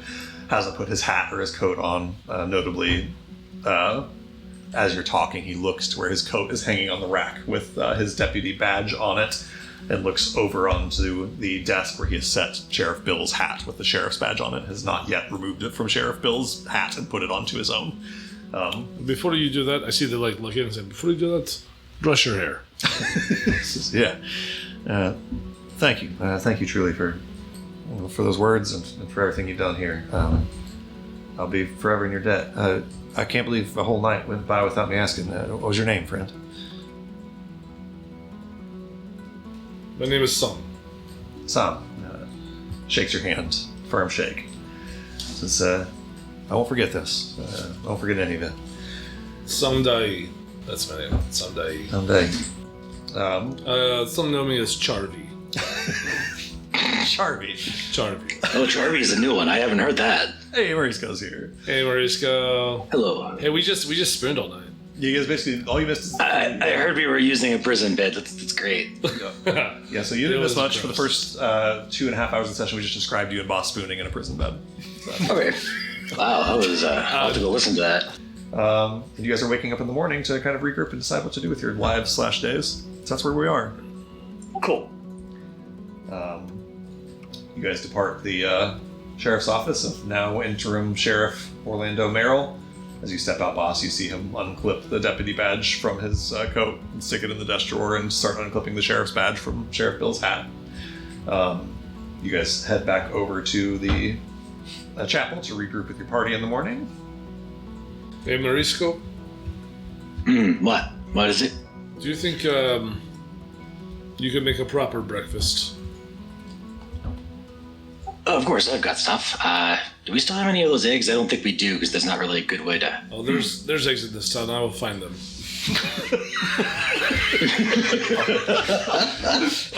I don't know why that guy... I will find them. Yeah. Boss stays I will breakfast. find them. Boss stays breakfast today. If you find me the eggs, you've got a deal. I will make it breakfast. I Yes. will find you eggs and I will meet you at church. Perfect. Boss, Church breakfast. No problem at all. There's a little general store, actually, I think right across the street from the sheriff's office. You can stop in and buy some eggs. No big deal. I think it's like a copper for a dozen eggs if you want to grab those. I'll buy two. All right, 2 dozen eggs. You can eat You need 2 dozen eggs. Well, that's a Yeah. groupie, Why don't you right? get some candied eggs, some like chocolate eggs from? Stop it. We have Cadbury chocolate eggs. No. We have Cadbury eggs. They're named after my brother Cadbury. I have a brother named Cadbury Pepperstripe. You're not here, Tom. You're not even here. All right, get out of my mind. Get out of my mind. Get out of my mind. No, the thing is, once you meet Tom Pepperstripe, he stays in your mind forever. That's the thing about this. Every shop keeps a pepper stripe. Wow, So- really hate that. Let me say this.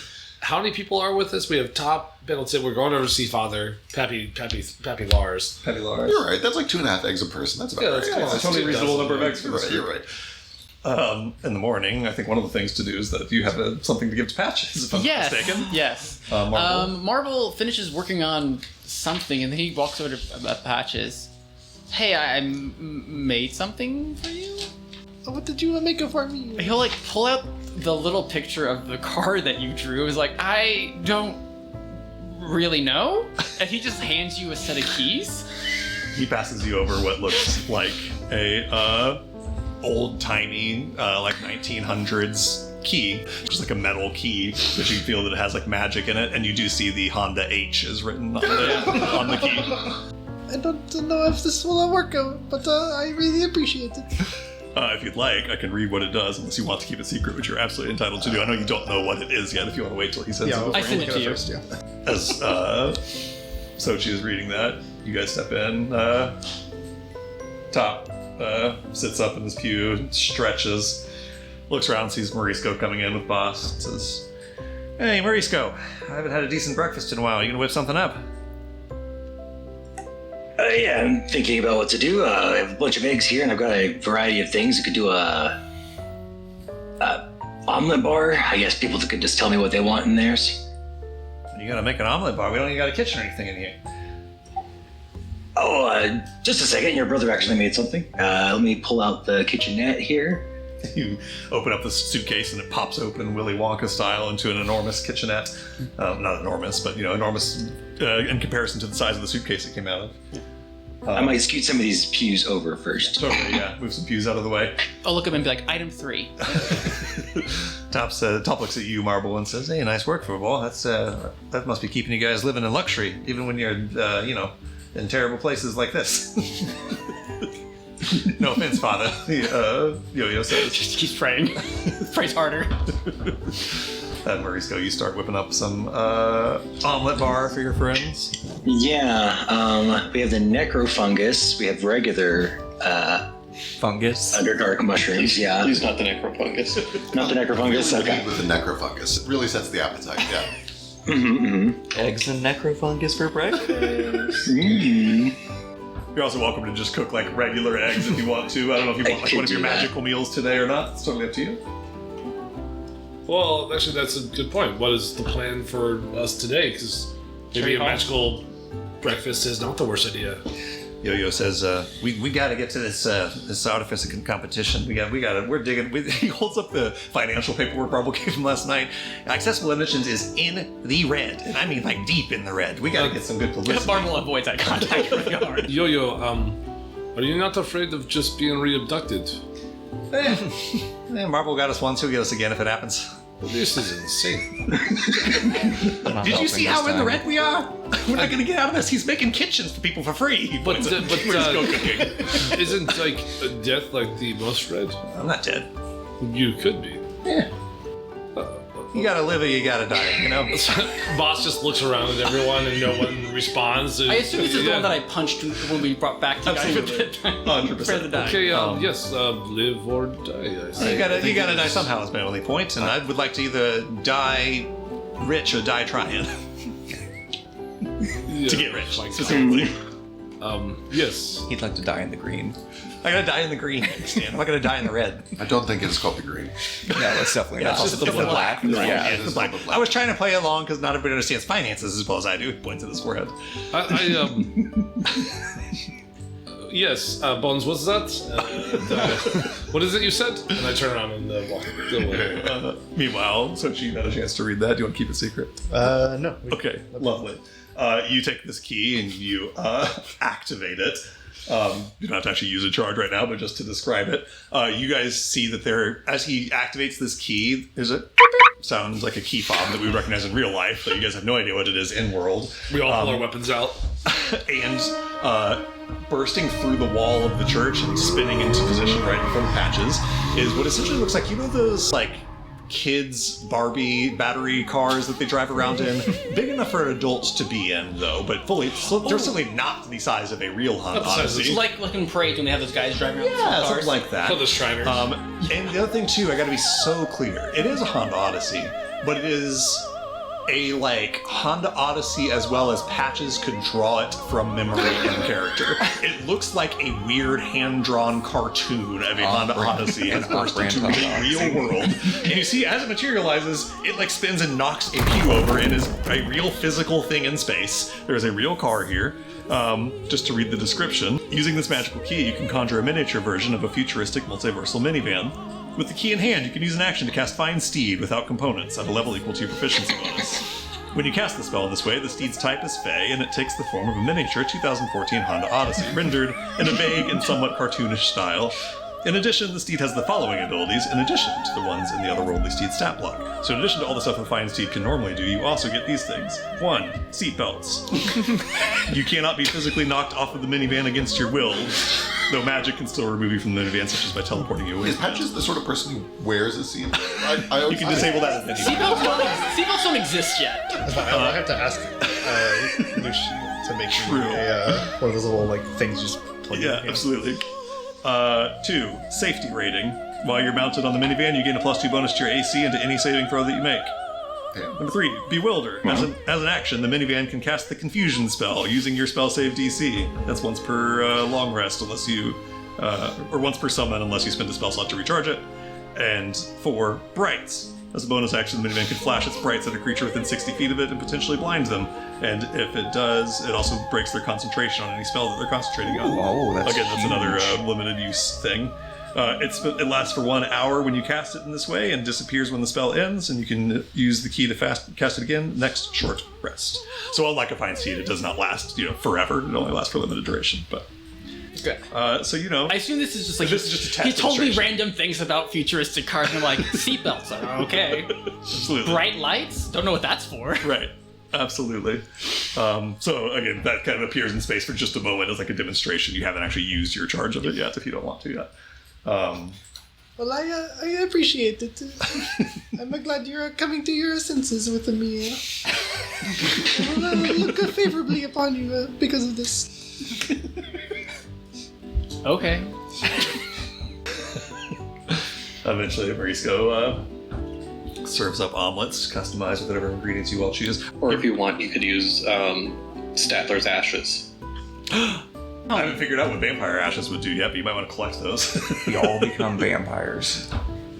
We all get sunlight sensitivity and die. You all instantly die. Got him. Best DM in the world. I just want his teeth. Yeah, I can collect his teeth, no problem. Alright, this is my inventory. Love it. You have vampire teeth in your inventory. And I know that was a little bit of a joke, but Marisco, if you'd like to give me a cook's utensils check to harvest as much vampire ash as you can to use in your cooking. Sure. Maybe it's a good seasoning. I don't know. Yeah. On a... No, I got inspiration. I'm gonna use it. Scoop it into like a pepper shaker. pepper shaker full of Yeah. vampire ash. Damn, okay. no. But still, Do we really want this? How badly do you want Eh. this? I could flash you. I mean, I might get a little bit. We don't need a ton of it. How often are people going to want to eat vampire? Depends on what We it won't know. does. That's true. Depends on what it does. I'll tell you, just the meta here. On the 16 that you've got there, because you get to add your lore, you are at Okay. 7 portions of vampire ash, meaning enough to make a meal for everyone at one time. If you made it up to 20, you would get 14 portions, meaning you could make this meal twice. So I'll go ahead and give him the flash. Okay, so you get 14 portions of vampire ash. No fucking idea what you're gonna make with that. Oh, also, while we're here, Yeah, no idea. we didn't roll for this like 2 episodes ago, but give me a cook's utensils check for how much Aractus you harvested when you harvested that Aractus flesh also. Oh, sick. 22 plus 3 for 25. Hell yeah, 25. You have 21 portions of Aractus. Oh my gosh, okay. So 3 meals worth for your whole party. Do we know what that does yet? Nope. haven't figured out what that does yet. Cacti. Find out. Return to cacti. Can't So with all that, are you going to cook anything magical for breakfast today, or are you guys just eating omelets? I will say, on this, since part of the decision making here is the artificer fight. What's that? They said they needed at least 2 days. To Yeah, they said that once they had noticed that you guys were ready to do it, they would need a couple days to like get hype up attention for it and get it like ready to go. You might be able to move that forward a little bit if you try to. Either way, that fight's probably not going to be today. So if you're wanting to get up for that fight, you might want to say there's that. no reason to cook magical breakfast. Let's just eat good eggs. Yeah, she good Yeah, eggs. let's just eat eggs. Love it. Oh, can we also throw in some of that fried rice from the Pendleton's yeah. mom? Eggs and fried rice. Oh yeah, that sounds good. We can get rid of some of that amount. Not get rid of, Rid but of? enjoy some. Not get rid of, consume. We're not getting rid of it. I just have it in my inventory for so long. Top says, I can't believe you talk about my mother's cooking that way. Marisco. Get rid Boss of eats 5 pounds of rice. That was Neo in his inventory management, I'm but just fucking with you. no. Top says, well, Marisco, this is the best thing I've eaten, and well, since last time I saw you. However long that's been. Also, your mom's cooking. That must be nice. Yeah, it tastes like home. I'm kind of worried about. I just would like to get home to. Well, not home. I'd like to get back with mom and dad, make sure they're all right after everything that happened to us. But today's problems for today. Tomorrow's for another day. For now, eggs and fried rice. He kind of scarfs down his plate. You guys have breakfast outside the town. Yeah. Kind of comes to life for the day. What do you guys want to do? Are you staying here in Blackwood for any amount of time? Or are you heading back to Cherry Falls right away? Can I go ahead and use my deck of oracles to get an omen? Let's go ahead and roll me a d20, and you can have that number on deck for sometime this week. 1. 1? That's Actually beautiful. Really good, because now you have a nat 1 that you can give to a creature when they make a check within 60 feet of you instead of what they roll. I cannot wait to use It's that like a for wizard something. portent, I'm essentially. going to use that for something funny. Absolutely. And not important else. Something unbelievably dumb. Patches, you get your deck of cards out and start laying out sort of a tarot style omen of the week. We won't know what the cards you lay out are saying on them right now until you use it. Then we'll go back and describe what those cards said. Perfect. With that, the question is: you guys staying in Blackwood for a while? Or are you guys ready to get the fuck out of here? I just want to do a quick. Fuck this 2-horse town. Marisco, may I have a couple pieces of that candy? Like for right now or for later? Right now. If we have a train ride, I'm going to eat some candy. And I am going to change into my new outfit. Our hats. Oh, yeah, I your was about hats to are say, probably ready to pick I up am Cherry Falls, very too. ready to see Patch's massive hat. But if I may have a few pieces of candy, please, I need to go change into my new outfit. Is that okay? Oh, that is fine. Yeah, I think I have some. I don't think Bones has all of it. I think we split that. No, you guys each bought 60 pieces of candy. You gave away Oh. 24 yesterday, but... So we're each at 48 remaining. Yeah, you minus each the have- one that we took. So we should each have 47. Oh no, the ones you pieces of took candy. were free samples. Oh, okay. So you guys still have We 48 should each have pieces 48 of candy each. Can I, 48. may I eat 3 of them? You want to eat 3 pieces of candy? The boss is ready to eat some candy. May I recommend that you begin with 1, give it about an hour, and go from there? I'm used to my candy. Have you ever had candy before? I've had candy. This candy. And I show you my tea bags. That is not candy. The sweetest thing Boss has ever had in his life was tea without any sugar. What I do is What do you mean candy? I start rooting around in my candy box and I find one, and I've got a little pocket knife, Swiss Army knife, and I'm cutting it into 3 pieces, and I'll hand him 3 What pieces. kind of candy is it? Which one do you cut up? For Boss, I think it's going to be like a jam-filled white chocolate, something or another. white chocolate with some sort of fruit So jam inside. sweet. He puts it in his mouth and just puts it back in his hand. This is that's bad manners of me. And just takes it and without chewing, just swallows it. Boss, you Do you have any hot water? swallow this You candy want to down. chase the candy with just... No, I want to make some tea. I understand. So we can heat up some water. Candy would be better in tea. Boss, as you look around the room, as this candy sort of hits the back of your throat and down into your stomach, you see that the light shining in the windows of the chapel grows glorious bright and almost rainbowy around the edges. You can hear the bird song from outside acutely and brightly. The smell of the candy, the sweet smell of the candy, and even just where you've lifted your tea bags to show your tea, the smell is powerful on your nose of the tea. All of your senses are just greatly heightened, and again, all of your emotions as well, very, very heightened emotions and heightened sensations. And I go, that was fast.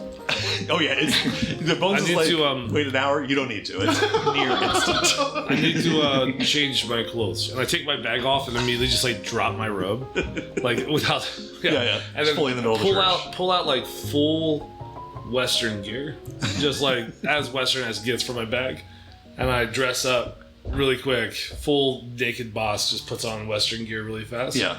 And takes his hat, tips it again. Hello. Wait. Hello. My name is Charvey. What's happening right now? My name is Charvey. This is not part of the candy. I do not. I did not get. I don't think that I did this when I was on the I candy. start doing like a little square dance around you. I did not get Charvey. Earlier he said that sometimes he went by Charvey, and now he is Charvey, I guess. I tip my hat. Charvey. Wow, this is potent. Yes, that is 1/3 of a piece. Yes. Can I have 3 more? No. You may have the 2 additional pieces of that 1 piece of candy. Holds my hand out. I give him the other 2/3 of it. Pop them in. Eyes fully dilated. Charvey. You hear the blaring of a train sort of whistle, and assume that there must be a train like at the station, and it still feels loud for a train being at the station. And you look, and it's on the horizon. Barely see smoke in the distance. Pull the shotgun. Put it back. Saw off shotgun. Put it back. You guys step out the doors of the church. Go Practice ahead. my Western strut. Well, Charvey is distracting everyone. Morgan's going to try to sneak off. Okay, where and are you sneaking off to? I want to see if there's like a flower shop. Yeah, totally. And I want to see if I can buy some, if they have daffodil seeds. Okay, cool. Yeah. Give me just an investigation check to find a flower shop with daffodil seeds. 18. 18? Yeah. On an 18, it's good enough to find, basically, there is not truly a flower shop here per se, but you truly just like find somebody with a bunch of flowers growing around their house, and she's like out gardening in the morning, and you strike up a little conversation, and she hands you some daffodil seeds. Perfect. I'll pocket these for in the desert. later. Mm-hmm. She's next door to Tom Pepper Stripe shop. He's standing out on the porch. She says, Hey, good morning. It's a beautiful day. Yeah. As you walk through the town, you guys can hear that sort of the buzz around town is one, holy shit, Sheriff Bill was a vampire. What are we going to do? And then also, there's still a lot of chatter about the factory and what happened there. That's still kind of the biggest news in town, or was till last night anyway. Importantly, a lot of the chatter you're hearing is like, has I figured out who it was yet? No, they don't know. You guys took great lengths to make sure that you were not seen escaping, and afterwards were like, well, that was kind of foolish. Why does it matter? You correctly surmised that, like, Bill and Kageori probably knew it was you, but nobody else does. So it still remains an open question who did that at the factory. The only person who probably knows is Kageori. Must have been the Espanadas. Right. So, you guys are not wanted criminals in Blackwood for the factory thing, and you probably could have gotten out of that anyway, given that you dealt with the vampire sheriff, but... I'm Charvey. Well, since Tom Pepperstripe's here, I'm going to go ahead and get some candy from him. Okay. Everyone has to stop. We have so much candy. I'm just going to get 2 pieces. He says, I can give you a discount since you were one of the people that found out that Sheriff Bill was a vampire. Oh, thanks. What kind do you like? We have chocolates that have orange inside them, chocolates with caramel. My favorite is just the caramels. I like the salted ones. Got But cherry also blossom? Say what? Cherry blossom? He says, yeah, no, it's a very popular choice. It's funny because cherry doesn't actually grow around here. People think that they're going to find cherry trees in Cherry Falls because of the name, but the Cherry Falls name actually comes from the color of the waterfall, the mist on the red cliffs. There's not really cherry trees around here, so cherries are kind of expensive to import. As he's saying this, he's like getting down jars off the shelf and getting cherries I'll get out. one of that and then one of like a green tea. They're just for the twins. Oh, cool, yeah. A green tea chocolate and a cherry blossom. Because they haven't spent enough time out of their mind. Yeah. It's a copper for these 2 pieces of candy. Is this the most willing we've ever been walking into an obvious trap? What do you mean? What are you talking Repeatedly. about? Tom Pepperstripe is just a good guy. Okay, I'll leave. I really want to invite him to be with us for the rest of this No, campaign. no. Giving major T-hack You guys sure you don't vibes. want someone to travel with you for the whole rest of the campaign? Maybe be a DMPC or something? Bye. Steps back out into the streets of Blackwood. I need a cover story. How many hit points does he have? As many as I need to have to be a DMPC. Okay. Truly, I just looked. I don't even know what stat block I made him off of, but 165 is what I have here. Oh my god. Yeah, he let's can't bring him come along. with us. No, he's terrifying. If he had like 5 hit points and I could kill him if we needed, sure. No, but I do- 165, no. Yeah, I do remember why he has so many hit points. Is it now. because he's an archdevil? You don't know what he is. You know he's definitely not a humanoid. He's a night hag. Yeah, for sure. No, I'm not a hag. I couldn't be requested to be a hag. Hags are girls. I'm Tom Pepperstripe. Is not a denial. Yeah, that's what a hag would say. Gender is this fluid states. Yeah, not with hags. They're all definitely women. And they'll Hags identify are as all women. Hags I'm are all women Tom and- Pepperstripe. Doesn't mean anything. Gender doesn't apply when it comes to hacks. Yeah, hags are all women and they identify as women. Gender is not a spectrum for hags. They're all like fully women. Are you- biologically are you- and their Let's minds. say- I know a lot about hags What's for that- some I reason. do know a lot about hags. I'm a fey creature.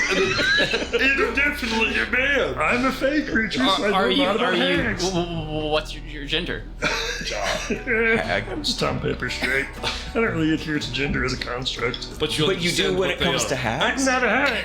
Hags adhere to gender strictly. But you understand what they are. I understand what genders are, of course. Alright. How else would I understand hags? Jesus Christ. Why are we here? At this point, now I'm suspicious he's a hag. Anyway, I don't think any of that conversation actually Actually, right, happens. Marble's the only one that. Why was that all in our heads? Well, I guess I head to the train station. to know what he is so bad. I never used Divine Sense near him because I didn't need. You can go do it if you You want. still can. No one's It's not too stopping late. you. It's not worth it. Let's go. But I need, maybe I can round up my candy to an even number because now I'm back to what 47. So if I go buy 3 more, I can have 50 again, and that feels better. Hey, welcome back, repeat customer. I'll just. I really liked the orange chocolate one, but I only got 1. Could I get 3 more of those? Of course, of course. I tell you what, I'll just toss them on for free. Oh my god. I made a lot of the orange ones because they're my favorite. That's not the right one. That's not the thing I meant. I meant this one, the other divine one. Divine Sense informs you of the presence of Fae, celestial fiends, undead, I believe. Yeah. The thing about Tom Pepperstripe, as goofy as he is, there's a thing that he's doing here, at least, I guess you didn't all hear this conversation. Boss was asking Tom last night, like, what's the, like, secret ingredient you're putting in these chocolates to make them magic? How are you doing the magic? And she's like, right. I don't know, I just make chocolates. I just make them with caramel and milk and stuff. And truly, that's all he's doing. There's something about Tom Pepperstripe that is really, really adjacent to what Morisco does. He's Yeah. just cooking, and the magic just kind of comes. Much more powerfully, perhaps, or maybe not powerfully, but more automatically for Tom than for Morisco. And you connect with Tom's sort of essence. You study the physical appearance of him. Again, a sphere of a sort of greenish guy. Big wide smile and big beady yellow eyes, weird fronds where his ears should be. The energy signature that you're getting from him comes from the outer planes, specifically from the plane of Hedon, the plane of hedonism, is where that term gets its name. And this world is from the plane of Hedon. He is a celestial. He is a celestial of the outer planes. A creature of the plane of pleasure and of intense emotion and feeling. Doing gluttony specifically. But Tom Pepperstripe, as you sense his sort of otherworldly nature, slides a little miniature box with 3 orange chocolates over towards you. Thanks for stopping by. I hope you share those with people all around the world. I just want everyone to taste my candy. That's Yeah, I legitimately think my... I might actually. Maybe not a ton of people. I like them too. Oh yeah, no, you should enjoy them as much as you like. Everybody enjoys them. But maybe send people here. Here, you take one of these. And he gets out a stack of 25 business cards and slides them over to you. Sure. You seem like a world traveler, and I would like everyone around the world to know about Tom Pepperstrap's gourmet candy and sweets. Sure, Tom. Thank you. And thank you. And goodbye now. Safe travels. Never see you again. How incredibly odd. I love that. I actually love that. You guys regroup in the streets of Blackwood. You see, Charvy, Yeah. boss, practicing his best Wild West in like the street, just like Yeah. So I did take just a standard pistol, like nothing magical, whatever. Yeah. So I just have that in a holster on my side. I just keep pulling it. Yeah. Just doing a In quick the pull. street, just like pretending, just doing my best Wild West. Totally. Kind of strutting back and forth. Give me a deception check. Try to act as Western as possible. Oh, love that. 16. 16. It's a decent Western strut you got going on. Yeah. It wouldn't pass maybe close scrutiny, but it certainly passes the casual glance. Yeah. I'm just a dirty cowboy. Dirty cowboy. And my name's Charvy. That train that you, Charvy, heard from some miles away with your extremely heightened senses currently is kind of approaching from the distance. Before we depart Blackwood, one last sort of point of order to get here. You guys had taken 7 horses that Bill Statler gave you sort of permission to take. They were not Bill's horses. They belonged to just like some farmer here, and he conscripted them to give them to you. Did you guys return those horses to that person? We have 4 others. You also have 5 you have 5 other horses. You have the Espanado's horses as well. But we'll then come first to the 7 horses that Bill essentially had somebody give you. You turn those. Okay. Yeah, that's without question. Yep, you give those horses back, no problem. Next question. You have 5 very nice, high quality, well bred, and well cared for horses from the Espanados. If you want to, you can sell those here in town, or are you keeping these horses? What do you wish We to do with can't these bring them on a horses? train. No. Like, You can't, but you have to pay a bunch of money. Let's just let's sell them. Yeah. Okay, cool. Yeah. Whoever wishes to, give me a persuasion check to sell these horses. You can do so with advantage. On it. Can I either second it or help? What's your mod? I'll let you. I would normally say that all the help would just give him advantage, but since he already has advantage, you can also second it with advantage. So there's the persuasion checks with advantage from Morisco and from Bones, both with advantage. Cool. 20 from Morisco? 21. 21, okay, great. So in that case, you sell these horses off, you have the goodwill of the people here at Blackwood. Even like Deputy Merrill will come along and to explain the situation, and you are easily able to sell these for a 10% markup, which is a total of 825 marks. You can put that in the party loot. Does Beans' horse have anything that belonged to them on it? Good question. It has a saddle that was Bean's saddle. Like you can take Bean's saddle or something. You know, I'm not doing that. but yeah. That's crazy. Does anyone have any of his needles stuck in them? You literally have some of Bean's needles. Yeah, Bean's There's needles. that to contend with. Do you need needles? It's so bad, and I love it. I love Boss trying to do a Western accent. What did I tell you? It's really good. I appreciate the offer, Charvy. I should be okay. Okay. Got If you need some needles, you just tell me. It's getting better. It actually is improving. Yeah. It is getting better for sure. You're pointing the gun at every time you open your mouth, which He indicates that he's talking to somebody by pointing a gun at I definitely underestimated this candy. I thought it was gonna make me feel mellow. I don't Instead, know. I don't even know what I'm feeling now. The gun feels heavy in your hand in a way that feels right. So heavy. The bottom of the barrel feels cold on your finger, and the side of it feels hot where it's reflecting the sun. It's an interesting feeling in the hand, that's for sure. And it's all from the hip, by the way. Like, All from the hip. none of this is like me holding it up. It's like No, of course. just from the hip. Just When the train does eventually arrive, when you guys are ready to bid farewell to Blackwood, a ticket to board a train from Blackwood to Cherry Falls is 5 marks. can I stand on the caboose? Like not on the top of it, but just like on the how there's always like a little rail section on the back. Yeah. You still got to pay 5 marks to I'll go. pay 5 but you- marks, but yeah, I'll stand yeah, there. yeah, yeah. During the ride, you stand on the back. Totally. Yes, absolutely. That sounds great. For sure. Boss is gonna fall off, and we're gonna have to go look for him. How many liability forms does he have to sign?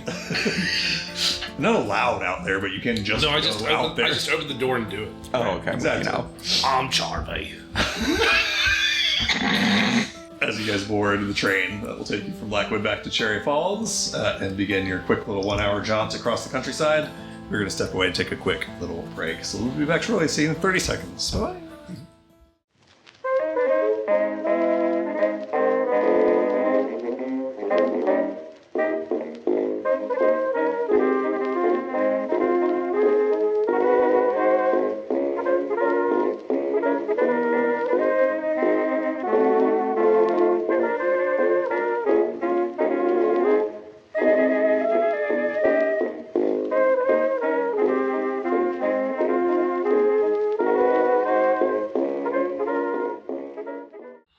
And welcome back, everybody. You guys board a train leaving Blackwood and travel about an hour back towards Cherry Falls. One thing that probably happened just either on the train ride or overnight last night, because I forgot, was you have Bill Statler's pistol to identify if anybody wants to. I'll just read that off real quick. It is the Snakebite Revolver. It's a pistol. It's rare. It requires attunement. It's decorated and engraved with rattlesnake designs, which flash pale yellow when it's fired. It's +1. In addition, it does an extra 1d6 poison damage when it hits, and the target has to make a DC 15 con save. If they fail, they are poisoned until the end of your next turn. If they crit fail, a creature that is poisoned in this way is also vulnerable to poison damage, including the triggering damage, and has disadvantage on saving throws against becoming poisoned. So with that, you guys eventually, after about an hour riding through sort of midday, or actually not even midday, like 10 or 11 in the morning, arrive back in the town of Cherry Falls. And by town, I mean proper actual city, not a little backwoods western town, but a real city with big high-rise towers and goddamn streetlights and shit. Finally, civilization. Goddamn. Can I do a little thing in my room? Absolutely, in your room on the train on the way here. Yes, go ahead. Yeah, so since we leveled up, Ghost is going to take some chalk out, and he's going to start drawing on the wall, and he's going to use a silent image and try and combine that with minor illusion to have a actual, like, talking person, because he wasn't able to really mimic Statler before, and he's going to try and do that by combining these two spells. Hell yeah. So essentially a silent image to make the image of Statler and a minor illusion to make the sound of him speaking. Yeah. It's a cool idea. Give me just a spellcasting check. I think this probably just works, but give me a spellcasting check to see how well it works. Hell yeah.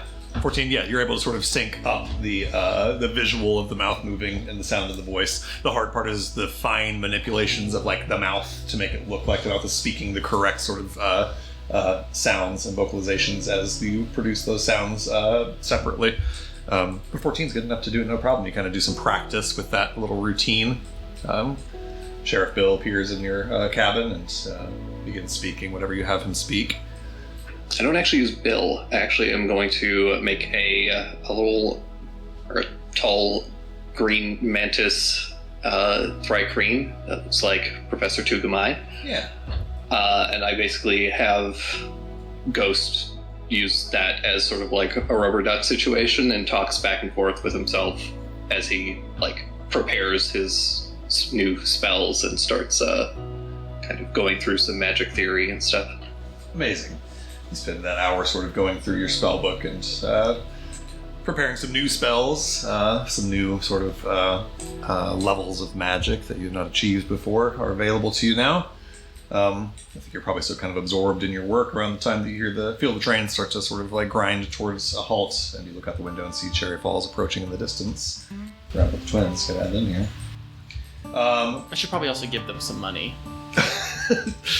He was like, I wasn't going to say it or anything, but like, he holds up the financial paperwork again. Like, he kind of put us pretty deep in the red, and I ain't got my wallet. I mean, we got our wallets back. Didn't have Giving any money in them. you money will definitely put us at the red.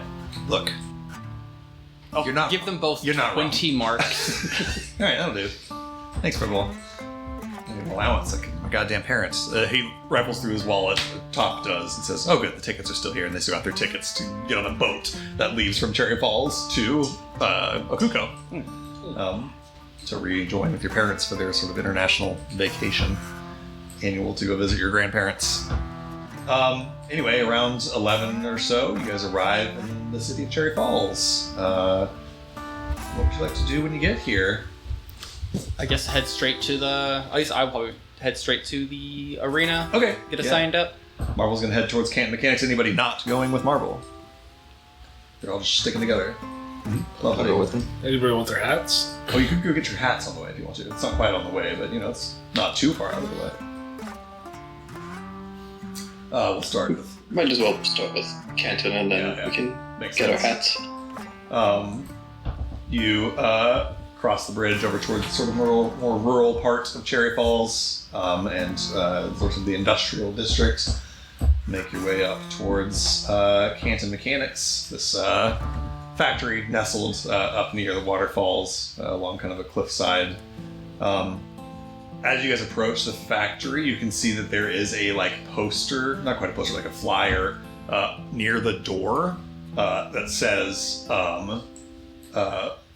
Artificer Contest, Talos Arcanotech versus Newcomer Accessible Inventions, date TBD. But you see they're already kind of trying to drum up hype for this upcoming fight, even though they don't have a date set for it yet. The time is now! Eventually you head inside and are once again met by Daisy Canton, a sort of armadillo person who sort of runs a lot of the day-to-day of this factory. She says, hey, welcome back. It's good to see you again. She points at the flyer and says, as you can see, we're eagerly awaiting. People are excited to see Talos in action again and, your new stuff too. Yeah, we're ready. Great. I was hoping you'd say that. I was drumming up as much hype as I could so that we don't have a long build-up time. I think everyone will buy tickets if I put them on sale today. So this is short notice. You think you could do it tomorrow? I don't see why Yeah? not. Yo-Yo says, it really couldn't be soon enough as far as we're concerned. We're always ready. Yo-Yo Pendleton, by the way, and he shakes Daisy's hand. He says, Director of Public Relations, Accessible Inventions. Top leans over and says, where'd you make that up from? That's really good. He's a businessman. I'm the chairman. No. Daisy says, all right then, nice to meet you, Mr. Pendleton. You want to step around back and see the ring again, or do you got everything you need to know? Yeah, I don't mind just taking a peek at it. Yeah. Let me lead you around. And she takes you around back once again. And then I assume that she explains how we start the fight. I'm assuming do we pick our position? Yes. So she will walk you through all of that now that the time has come. As Daisy Canton kind of leads you guys back around back of the warehouse to where there is this kind of arena set up. She kind of opens the gates so that you can step inside. And you actually see that in here as well, in the arena, are a group of 3 individuals. As you're approaching, before you get to the point of even reaching it, Daisy says, this will be a good opportunity for you to meet the competition if you'd like to as well. The Talos guys are here. And you see that there are 3 people here as you approach. One of them is a snake-looking guy, kind of like a copper rattlesnake-looking person, goggles on, and very steampunk sort of outfit, joined by a turtle guy and a kind of blue feathered roadrunner-looking Aarakocra. 3 all kind of dressed in sort of steampunk, sort of tinkerer gear. And they're kind of just walking around, kind of looking around at the arena and sizing things up, taking some measurements. One of them has a ruler out that they're measuring things with. The gate's already open, but Daisy steps in and says, hey, I got your competition here. I'll step forward. Accessible Inventions, this is Talos Arcanotech. To use the titles. Do I recognize the name? Give me a history check. And apply Arcanotech lore. A natural 20 for 30. Okay, you've heard of this outfit. You've never interfaced with them because they are only in Toluca, and they've never come to Daybreak City for anything as competitors or anything. But I think on a nat 20 for 30, you maybe have even seen them before. Maybe not met or shook hands or anything, but they probably have come to Daybreak City to watch a fight there that they've seen you fight potentially. Have I seen them fight? You've not seen them fight, but on a nat 20 for 30, you know the sort of business they're in. Their name, Talos Arcanotech, is named after a sort of legendary ancient giant construct that stood guard over an ancient city. You know that they make basically fucking goddamn enormous steampunk mech suits, 2-story tall is their biggest unit. Are they single piloted? Or are they piloted? So they're single piloted, meaning you would guess that since there's 3 of them, you'll be fighting 3 opponents. And now on a nat 20 also, I'm just going to be a lot more specific because you rolled a natural fucking 20. These things are not here right now, but you have seen perhaps even a photo of them. Hell yeah. You know the names of their mechs. The giant ass, nearly 2.5-story tall one is called Tortuga.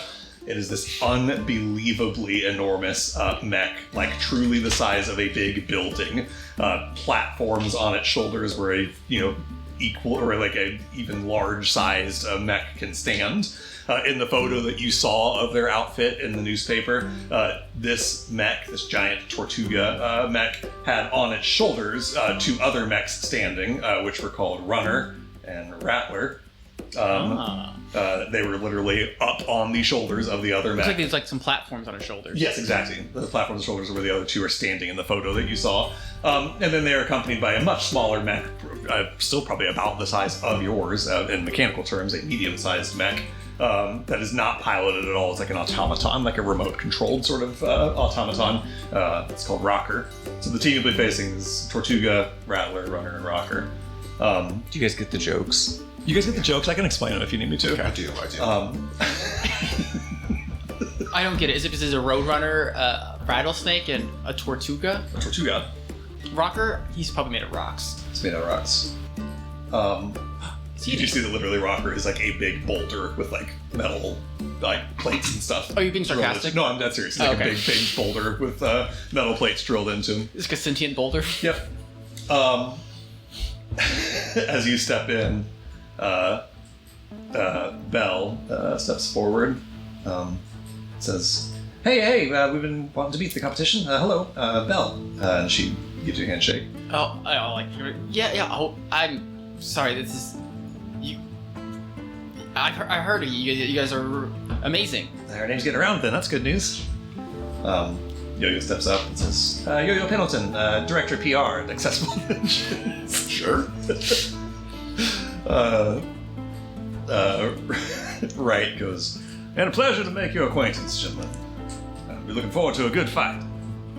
Don't suppose you want to give us a sneak preview of what we'll be dealing with? Oh, I'm sure you've maybe seen me fight before. Yeah, fair enough. Maybe. We've only made a few trips up to Daybreak City, but well, at least if I'm placing the accent right. I'm really excited to face you. You guys' suits are fantastic. We're looking forward to it as well. Undefeated, I'm sure you've heard. Well, same. Well, this will be one for the ages then, Belle says. As you guys step in and look around, Daisy Canton says, all right, I know that you, she points at the Talos guys, I know that you 3 are well acquainted with the rules, but to explain it to your side of things, she says to Marble, as I told you last time, everybody's got to come, everybody on your team has to come equipped with something of your making, some sort of tech of your making. These things, it should draw a decent crowd. You should be able to kind of exhibition your work here, draw quite a lot of attention to your work. Yo-Yo's eyes turn into dollar signs. And your team is how many again? 7? I believe, this is something you guys probably talked about before, so we'll rewind to that conversation. Boston, I believe, is sitting out of the next fight. Okay. Just to keep things in narrative, you say 7, and Boss kind of shakes his head or something, and you say 6 instead. Specs raises his hand. Yeah. Daisy does say, seeing Specs, familiar? Yes. All right. Yeah, we don't count familiars towards the head count, but they are allowed to participate as long as something that your outfit is doing is augmented by accessible inventions technology.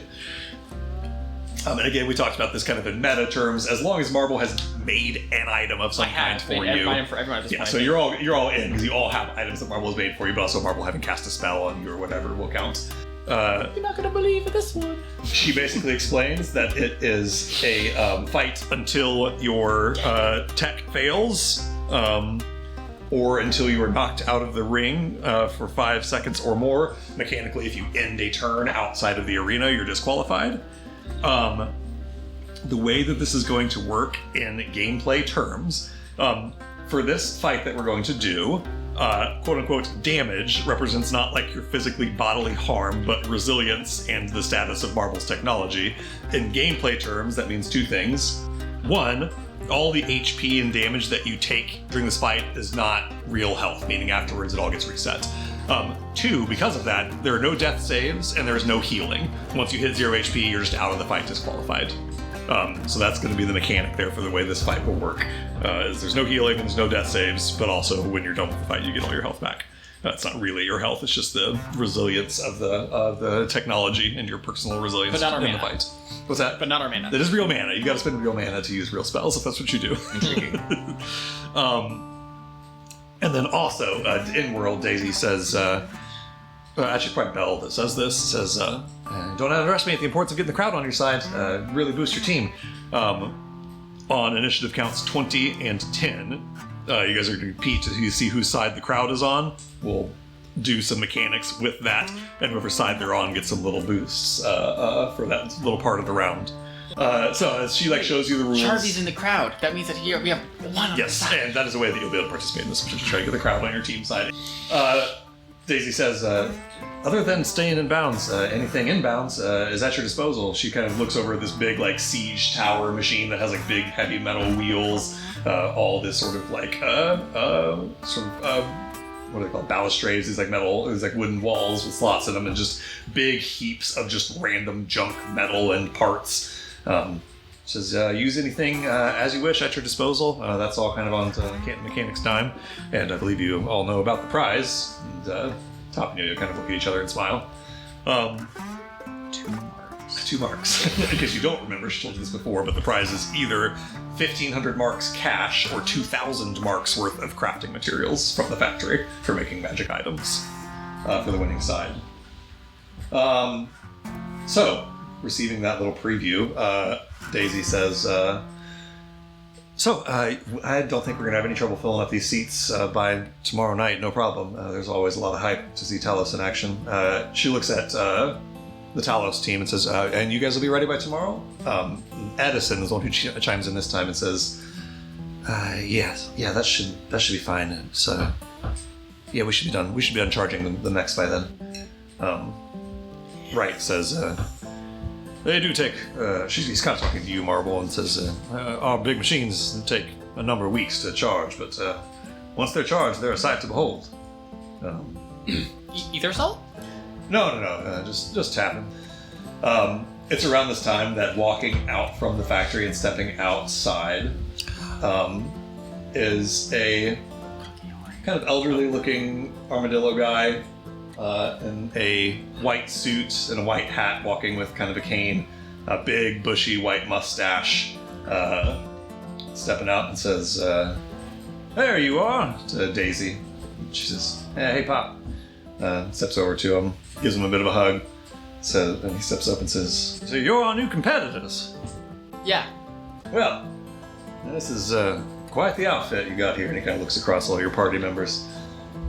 Archie Canton, and he goes and shakes all your hands and says, I'm the owner-operator of Canton Mechanics, though probably retirement not too far away. And he kind of winks at his daughter, who stands to be the new owner-operator when he retires. He says, there can be a lot of money to be made out here.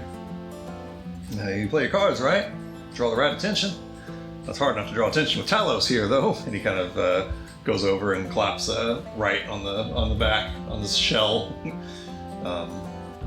Lights a cigar. And you guys can take as much time as you want to kind of size this place up, make any plans you want to make. when we begin the battle, do we get to choose like where we start? Do we Yes. start on like one side versus the other? Yes, exactly. Basically, each side has to be on just literally as you divide the arena down in half down the middle, north to south. So where Edison and right is like would be Yes, our side. so basically- everything to right to hit them and to the right. Yeah, and you might be able to see actually up on the one side there's red flags, and there's there's blue flags. You basically you'll be the red team. Talos will be the blue team. You have to start out on your side. There'll be a countdown, and then off to begin. So if you want to start out like hiding behind your balustrades or whatever you want to do, you just have to be inside the arena and on your side when the match begins. I assume that like the range people could shoot through the holes in the balustrades. Yes. Yep. And we'd get 3/4 cover while hiding behind them.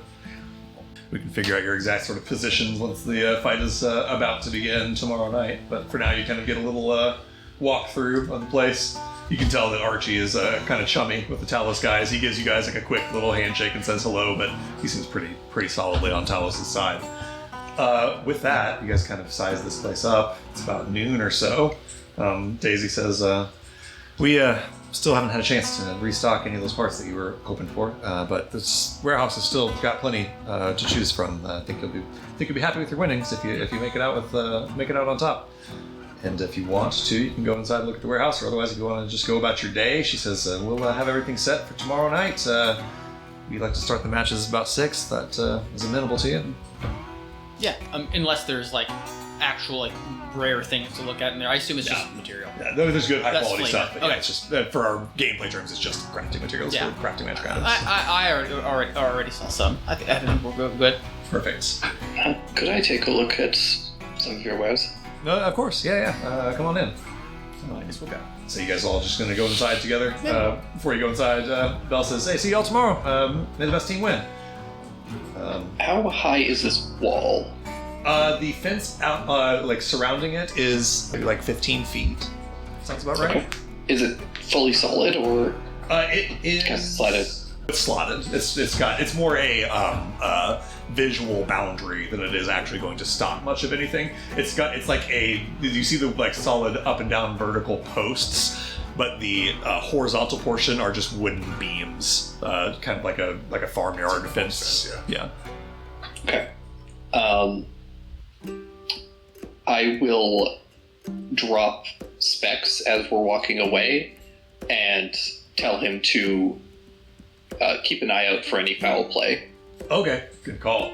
You kind of just And I'll just have him burrow under and keep an eye on Edison, Bell, and Wright, and Archie especially. amazing.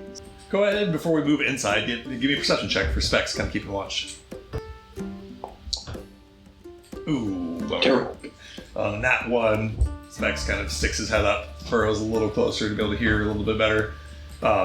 Just passive perception of 15, it looks like. Is not bad. Yeah. He hears Archie kind of talking with the other three, kind of chummy, like they're good pals. And you hear him saying, if I'm being honest, when Daisy got this idea for this arena, I thought it was foolishness, but truth be told, it does bring in a crowd, and it ain't making money for us yet, but it may make us money eventually, especially you stick around. You're quite a spectacle to behold. And Belle says, yeah, we'll be here as long as the fighting's good, as long as the prizes are as good as they are. He says, I'll see to it that they stay as lucrative as we can afford. So you hear him having a conversation with them. He seems to clearly be like chumming with them and on their side, but you don't hear him make any sort of conspiratorial arrangement or do anything to like set any kind of trap or tamper with the arena or anything untoward or unfair. Cool. Inside, you guys can go look through the wares. Is there anything you were actually wanting to look for, or were you just kind of trying to get out of there and leave Specs behind? Yeah, are there, I need a lens. Like a magnifying lens sort of thing. Is there anything like that? Yeah, absolutely. There's magnifying lenses in there, absolutely. Various sizes that can be slotted into various kinds of equipment. Yeah, if I can get a 6-inch diameter lens. Yeah, it is 5 marks for a high quality magnifying glass. I'll take it. Cool. Is there a bit of rubber I could buy? Easy peasy. Yeah, how much rubber do you need? Just a bit. Oh yeah, you can go grab a piece of rubber for free out of a Nice. junk bin. Nice. The scrap rubber. with that, you guys depart from Candy Mechanics. Arrangements made for your Artificer fight to take place tomorrow night. And have the rest of this day and most of tomorrow at your disposal. Go ahead, Marble. So as we're leaving, I go up to the twins. Like, oh yeah, by the way, we have a new employee. Really? Who's that? Her name is Nessa. She's still learning. Yo, we'll have the expense report. She's a refugee.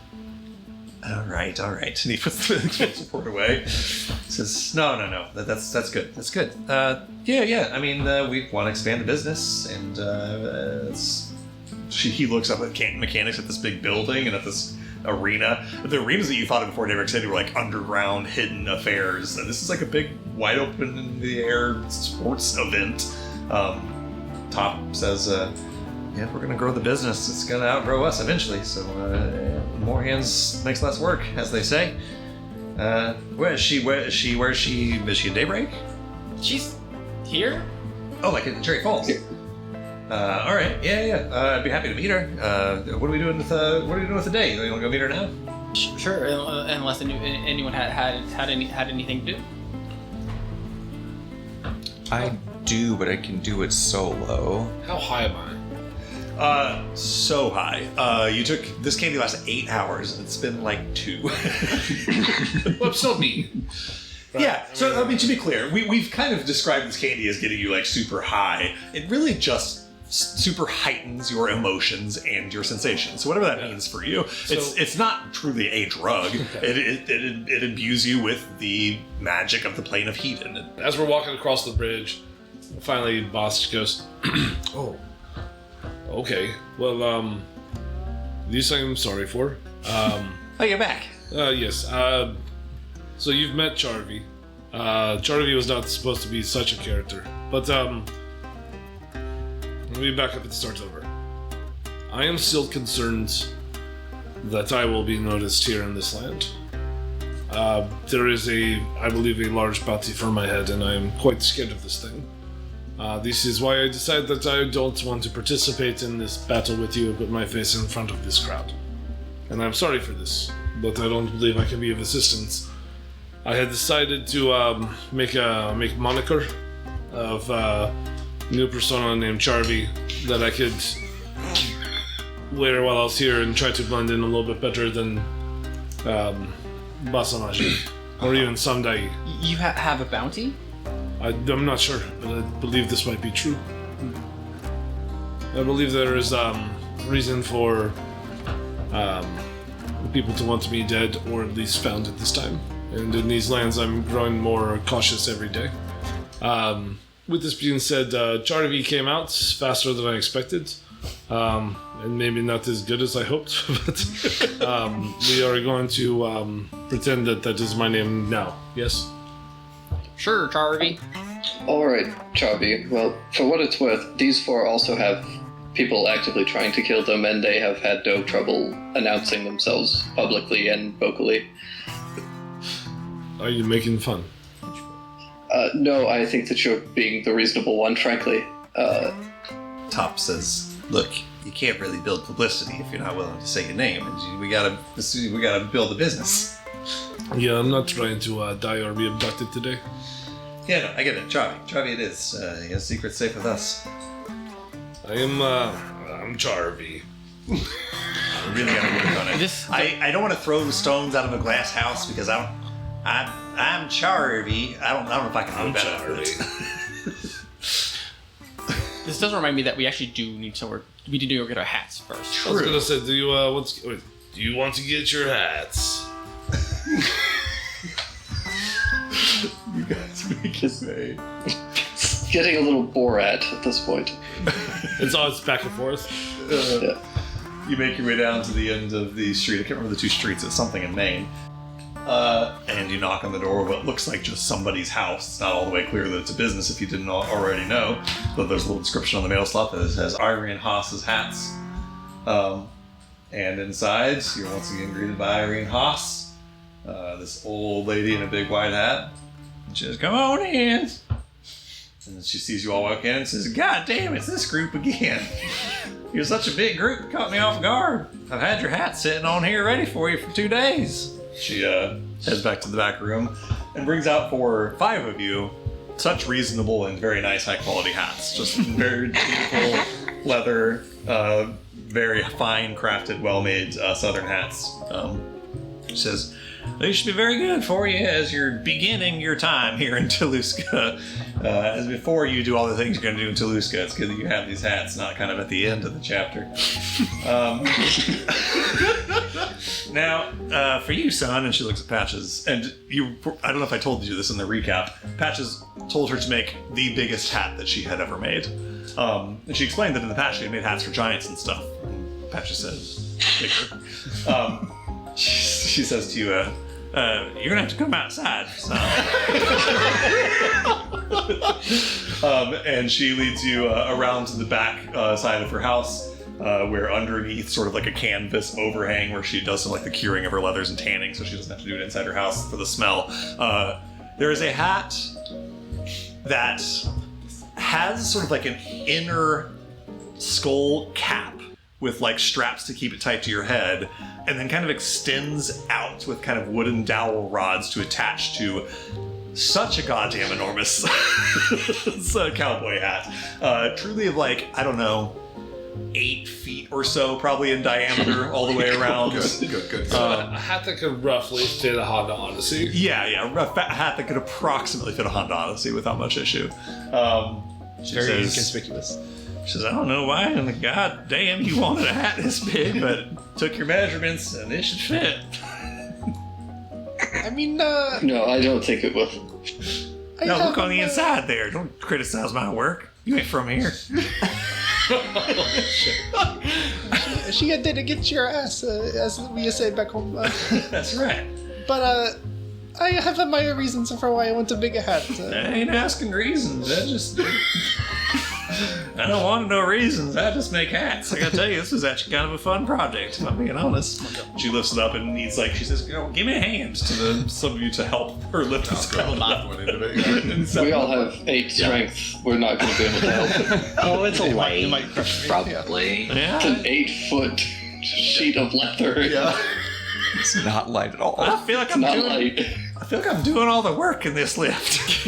And I'm an 83-year-old woman. I'm not helping. I will help. Give me an athletics check. Natural 20 for 24. Hell yes. Natural 20 for 19. Nice. Hell yeah. 2 nat 20s. What an absolute goddamn waste. A nat 1 for 0. Perfect. Next minute. Damn it. Fully 2 nat 20s to lift a hat up onto Patch's head. And it sits on so nicely. Does his spine snap? No. Does it crush It is a The wind little hard blows. to stand up in it, though. It's heavy. It's a true, completely leather 8-foot hat. Let's hope that they don't have fans that we're fighting, because they'll just blow you away. Right. True. Lift you up like a hang glider and blow you away into the wind. Says, well, it's been a pleasure doing business with y'all, and you ever need a hat or know anybody else needs a hat? I should take that back. None of you needs a hat ever again. Those will last your lifetime. But you meet anybody else needs a hat, you come on back to Irene Haas or send them to me. If Yo-Yo and Top start to go, I'm just gonna elbow them both in the stomach, just for like for not buying hats. It's just we just got 20 marks and you gotta fit in. Red. You know? Look, Red. listen. Red. I know we're in the red. Nobody knows that we're in the red like I know we're in the red for a ball. I'm just saying. The accent is shit, but he is onto something with the Javi thing. So like if I got a hat, maybe we schmooze it up a little bit better with the locals. Fine, I'll buy a hat at a department store. It doesn't have to be a custom hat. What if you got a side-by-side hat? Now we're talking side by side hat. Hey, We call those get along hats. hey, lady, you got a side by side hat? She said, what kind of question is that? I got no goddamn. Which one of you said that? I can make you side by side hat. It'll be 3 marks. And so they look at each other. No, we're in the red, Miss Haas. I'm sorry, we're too far in the red. We can't afford a 3-mark hat. We'll go get a less. I want you to know that we know we're going to go buy a lesser hat, and we're going to regret it. That is what we got to do. We're in the red. We're in the red, Miss Haas. You're a businesswoman. You understand. She says, I don't know jack shit about that. I ain't never been in the red. I can imagine she's like mumbling that as like they're walking out the door, saying what they're saying. Absolutely. I think Bones is actually going to start fishing out 3 marks and hand it over to her. Incredible. 3 marks for the get along hat. Get a long hat. We can do that. That's a good idea. She Tomorrow? goes, I'll pick it up tomorrow morning. It'll be I've done. got a hat that's literally just like one wide brim with 2 head holes. 2 head holes. Okay. That's correct. Can I give you 3 to make 2 separate hats for when they decide that they would like to not have one hat? So you want one connected, sort of conjoined twin hat, and then you want also 2 separate hats. What about like a friendship bracelet hat? They can be one hat, or they can be two half hats. Oh, so you want it to be sort of disconnectable. Yeah, that's an interesting project. I feel at this point the twins are already walked out because they're in the red. Yeah, they're already out front arguing about being in the red. And you guys put in an order for a timeout hat, get along hat that buttons along the middle to be disconnected to be just 2 hats. Yep. Here we go. The total for that will be 4 marks. Perfect. I'll do the last mark. Perfect. 4 marks spent for the twins Thank to have you. a get along hat. I would have never heard the end of it. They were recently threatened with their lives and kidnapped and mind controlled by a vampire for several days. I think they have earned a 3-mark hat. A 4-mark hat, sorry. Can I do an insight check and see how much trouble this hat is going to cause? Yeah, totally. Give me an insight check. 21. It's not hard to know because truly just a few hours ago, the twins were feverishly arguing about who was taller, and a hat that connects is going to exacerbate the argument about who is taller simply by the fact that it is a hat. So it's going to be a problem. It's going to be a real problem. You can tell for sure. You guys step out of the street where Top and Yo-Yo are right now arguing about who is taller because they're arguing about how they're going to get the side-by-side hat if they could because one of them is taller than the other. With that, you guys step out and I think make your way towards the hotel over by the train station where you know Raul and Nessa are staying and are rejoined with them. Raul and Nessa are there. They survived. They're not dead. They didn't get abducted by bad guys while you were gone or any other terrible DN shenanigan I could have pulled. Yay. They've just been having a nice time. Raul is like... He's vacation tipsy, you know what I mean? Where you stay just a little drunk for 72 straight hours. Socially lubricated. Yeah, absolutely. He just has, there's a bottle of whiskey sitting in the trash empty and another bottle of whiskey that's maybe a third of the way gone, and you do the math and he's probably drinking like at a constant rate to burn that whiskey down for the last like 4 days. Just to maintain a little bit of, it's very nice whiskey too. He's got like Cherry Falls finest bourbon. And Nessa is kind of reading a book, seated next to a window. And they see you walk in, and Raul says, welcome back. I see your trip was fruitful. He looks up to the twins. Says, hey, Yo-Yo Pendleton, Director of PR, Accessible Inventions. Top says, you don't have to do that for just a friend. Hi, we're Top and Yo-Yo, we're Marvel's brothers. He says, Raul, nice to meet you. And Yo-Yo says, and you must be Nessa? And telepathically, she kind of closes her book and then telepathically says, hi, Marvel's told me all about you. I'm excited to meet you and work with you. So yeah, we are too. We're... Yo-Yo says, now I gotta be honest, we're pretty far in the red, so...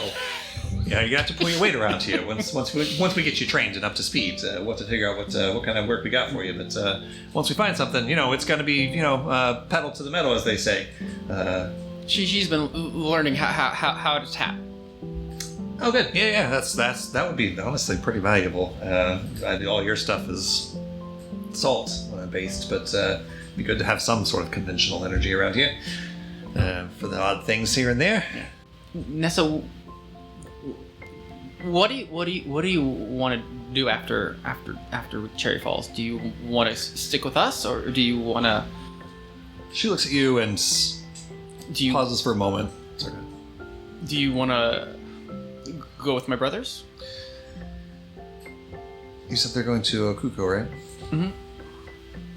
She says, I have been thinking a lot about this, actually.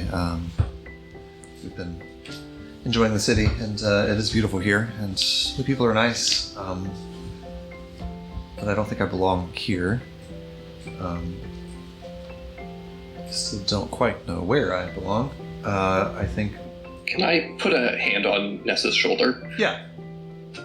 I was actually in need of a research assistant.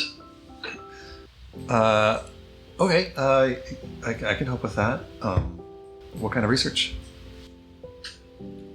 I am studying the lamp as well as you know, the Isle of Ash.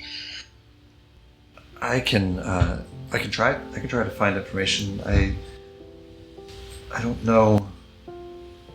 I obviously can't go back to Hallowhive. I can try to find whatever information I can here. I don't know how much there will be, but I can look. Just to Nessa, I'm going to say I have a special job that only the two of us can do. She says, I think she just kind of answers candidly, but just to you. She says, I owe everything, my life, to all of you, you included. I did promise Marble that I would work with him. I don't want to break my promise to him, but if I can help you in any way without breaking my promises to him, then I would be happy to. And he'll say, yes, this will help Marble tremendously. Great. Yes. In the short term, I'm happy to help with whatever I can, and longer term, I guess I'm sticking with you all until Daybreak City is an option, until working in your shop, Helix at Marble, is an option. The shop will be closed until my brother's return. Yeah. So if you wanted to see some beautiful countryside and get some food, my family would welcome you. Yeah, she says, she's been around on the surface now for a few days, long enough to at least pick up. She's put a lot of thought into what's going to happen when you guys get back, and has looked on a map to see where Okuko is. Understands what a generous offer you're making to literally send her on an overseas journey and stay with your family. She says, that's extremely generous, and I'd be happy to take you up on it. She kind of looks at Ghost and doesn't want to say anything because he doesn't quite know what Ghost's sort of pitch is, but she says, yeah, no, I'd be happy to see your homeland. Raoul says, I smell what is that? Is that caramel?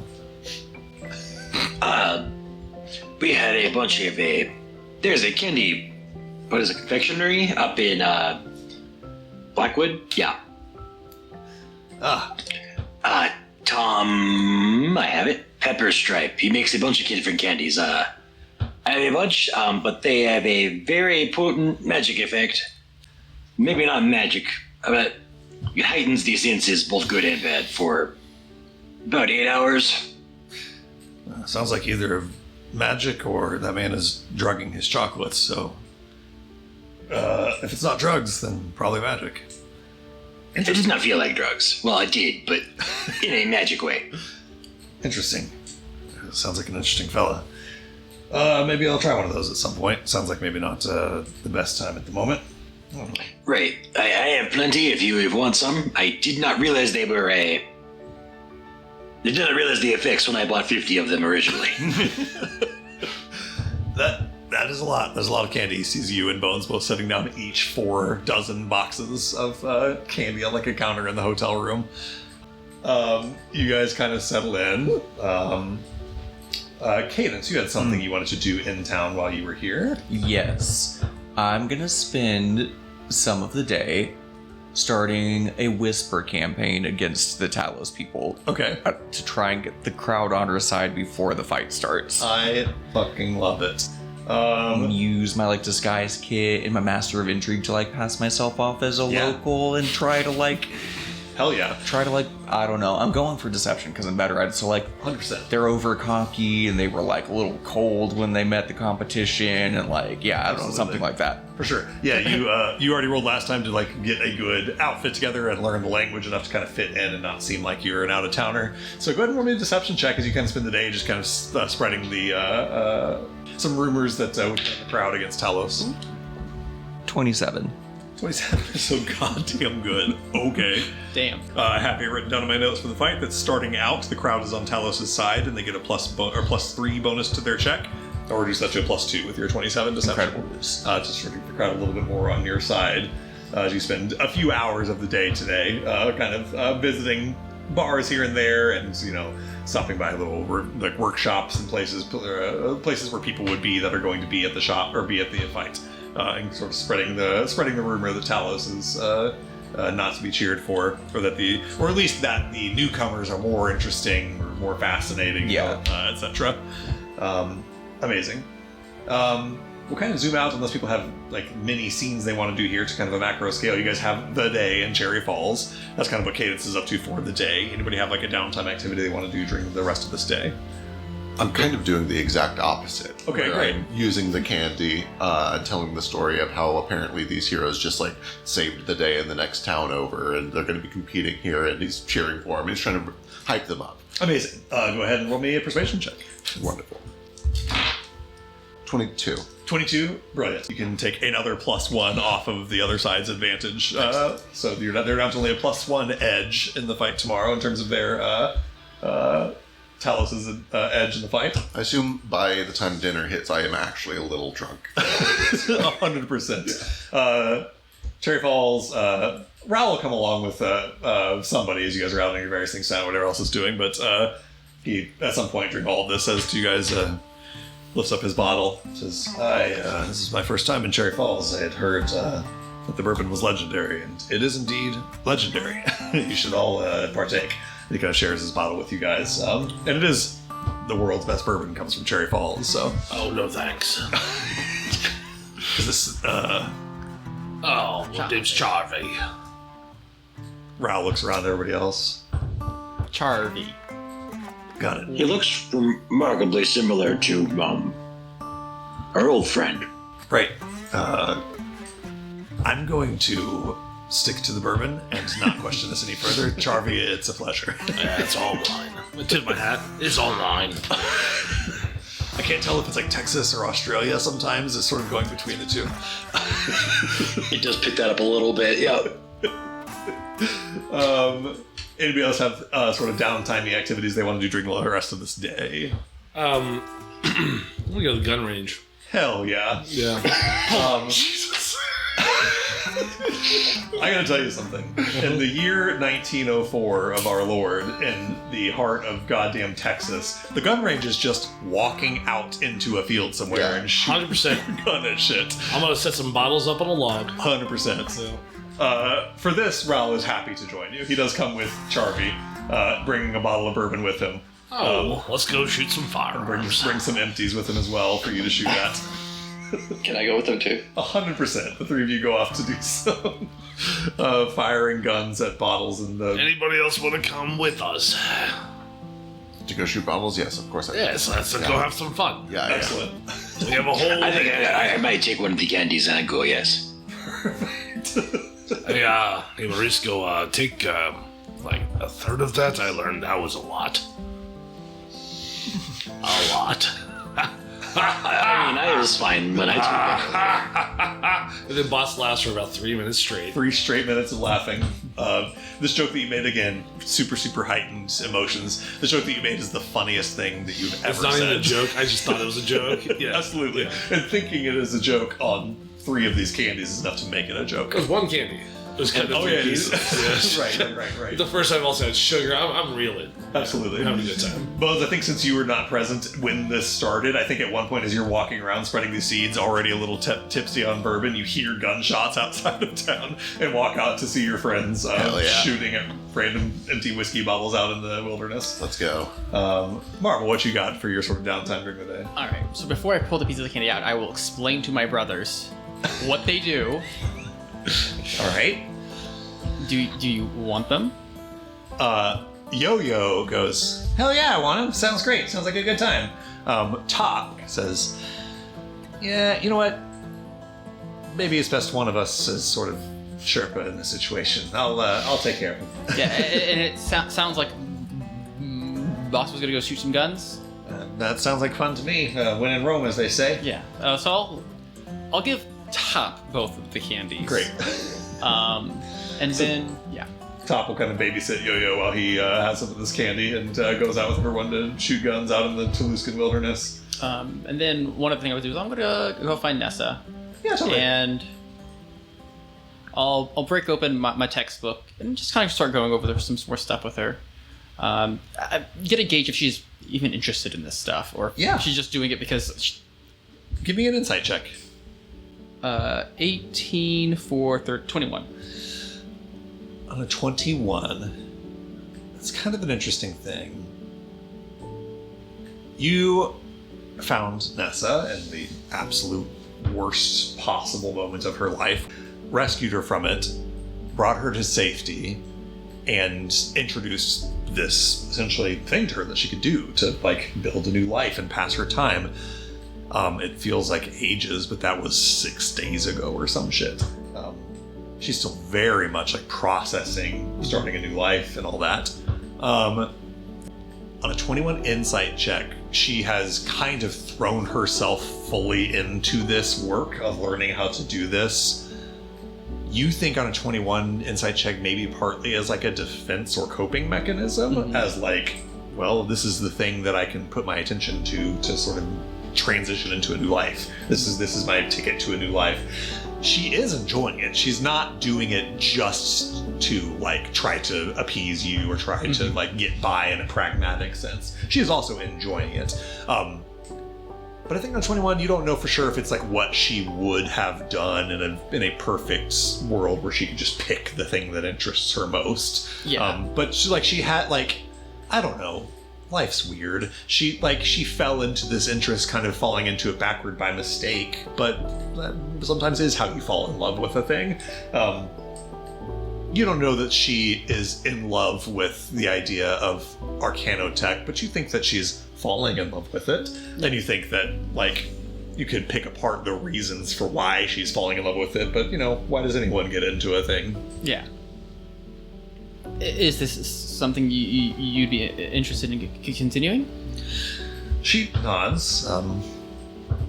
Yes, I find it all really fascinating.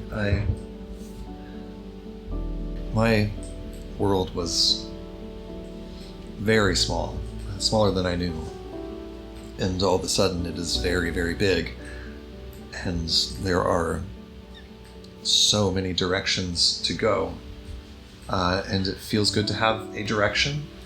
I don't know. I don't suppose a lot of people have the good fortune to pick a direction. I guess I'm very lucky. Yes, I'm sorry, I'm talking myself in circles. Yes, I'm enjoying this, and it means the world to me that you have given me this chance. So yeah, yes. I'll reach in my pocket. I'll pull out one of the quartz that I have and I'll hand it to her, like, so you can practice. Thank you. And then just walking her through some stuff. She takes it. She's good. I was kind of hitting a bit of a roadblock because I wasn't really sure how to. I needed some like practical practice. There's only so many books you can read, and Raoul is lovely, but not all that useful in terms of explaining Arcanotech.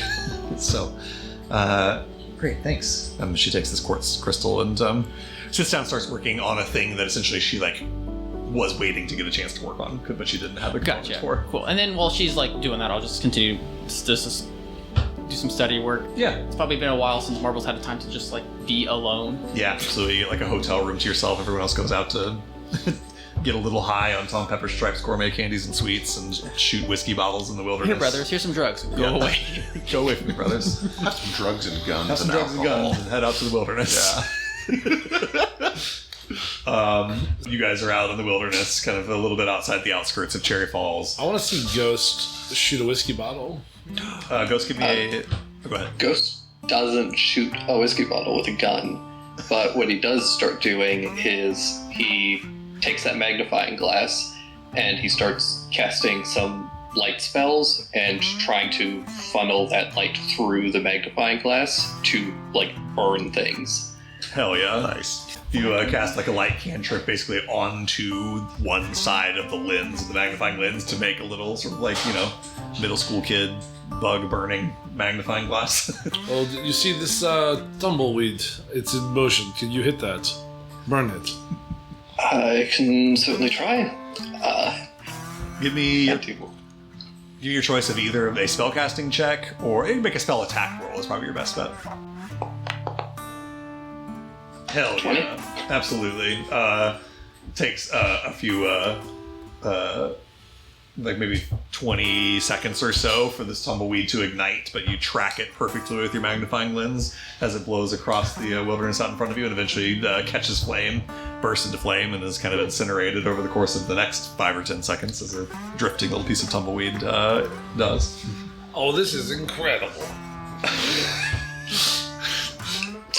Progress. Oh, this is incredible. I say this is something fancy. Thank you, Charvy. Just fine. Where did you get this name? Is this meant to sound like a local name? Does it not? It sounds more like a local name than your real name, yes. Is this your impression of what people around here would... Illusion complete. Okay. Yo-Yo laughs hysterically. Sorry, I'm really high right now. What's going on? You're doing great. You're doing wonderful. I'm having a good job. You're doing such a good job. Top steps over to you, Marisco. Says, "Hey, it's been such a whirlwind. I didn't get a chance to properly say hi and also properly say thank you for, saving my life from being eaten by a vampire." No problem. I mean, I'd rather you not get eaten by a vampire. I like you more than that. That's good to hear. I was worried that maybe you would have soured on us after all this. No. Yo-Yo, I was gonna ask if he's having a good time, but never mind. I can see that he's doing pretty good. Yeah, I think the Charvy thing really gets him. that's really getting him. I was worried. I didn't really want to take any because it's all, our time wasn't... I don't want to complain about what we went through, but it wasn't great. I imagine it wasn't great being under someone's control in a room in the dark. I honestly just keep thinking about the train and guns and... Anyway, the candy wasn't for me today, I don't think, but Yo-Yo seems to have moved past it. I figured I would warn Marble first, because I wasn't sure. But yeah, I'm glad that he's having a good time and that you chose to abstain for your own sake. Yeah, well, one of us has got to be the responsible one, and it's usually me. It's usually you, yes. To be fair, it's usually Marble, but if it's just me and Yo-Yo, it's usually me. Cadence, go ahead. I think at some point as you're... Oh, I'm sorry, that was a hand raise. Never mind. At some point as you're walking around town spreading these rumors, you do hear gunshots out in the wilderness. But up to you whether you go out to that or not. It does sound like fun. I have a random question though while I'm walking around. Yeah. Do I pass by a luthier at any point? A what? A stringed instrument maker. Oh, yeah. Luthier. Yeah, totally. Yes, absolutely. A big city like this, they would definitely have one. That's fine. I make a mental note of where it is, and then I'll go out and join the gun shooting. Okay. Yeah, you walk by a place that, from inside the door, you do see banjos and nylon stringed guitars and steel guitars for the most part. But eventually make your way out to accompany the rest of your party as they're just drinking a bunch of bourbon and kind of unwinding. Cadence is a big whiskey person, so you probably have some bourbon, and it is truly the best bourbon you've ever had. Well, howdy now. Delightful. Howdy now, I'm Charvy. It's wonderful to meet you, Charvy. You want to shoot a bottle now? I would love to shoot something. Throw the bottle. All right, 3, 2, and... He just throws you a hand and waits as if he's not the one who's supposed to throw it. Oh wait, that's me. Charming. 3, 2, 1, and just as hard as I can. Punch that motherfucker. Chucks it up. I shoot it. Or try to. Give me an attack roll. Terrible news. Now I feel like no, you can. So like you got 6. natural 1. You can probably pop off a couple rounds at it. Right? Pop. On the nat 1, you pop off a couple rounds with the glass ends up just shattering on the ground as it falls. I missed that one. I didn't see it. Let's get another one now. You ready? 3, 2, 1, and. 11. Bottle in air. It's a really low I don't know if 11 AC. hits. Yeah, I think 11 still misses. Alright, well, not my sport, I guess. You got one more in you. Yeah, it's more fun when they 3, bleed, but I'll 2, try. and 1, and. Before you throw it, Ross, hold on, that's still full. He grabs the whiskey bottle and just, takes a swig and then pours a bunch into glasses and then hands you the empty bottle. 3, 2, 1, and. I guess if I have time, I'll bonus action aim this time. Yeah, totally, go ahead. 18. There you go, that's enough to hit a bottle as it's flying through the air. Hey, everyone takes their shots. The crowd goes wild. Charmy still doesn't drink. He doesn't need it. No, Doesn't need it. alcohol's not his thing. The day turns to sort of sunset. Begins to get a little bit too dark to keep shooting at shit out in the wilderness without at least a light source. Although Ghost has plenty of light here. He's making light for you guys as well. Yeah. We're just out of bottles. You are running out of bottles. You have to switch to shooting like beer bottles instead of full ass whiskey bottles. I'll go out and I'll cast light on all of the bottles. Ooh, that's a cool visual. A bunch of glowing bottles that you can shoot out in the dark. That's neat.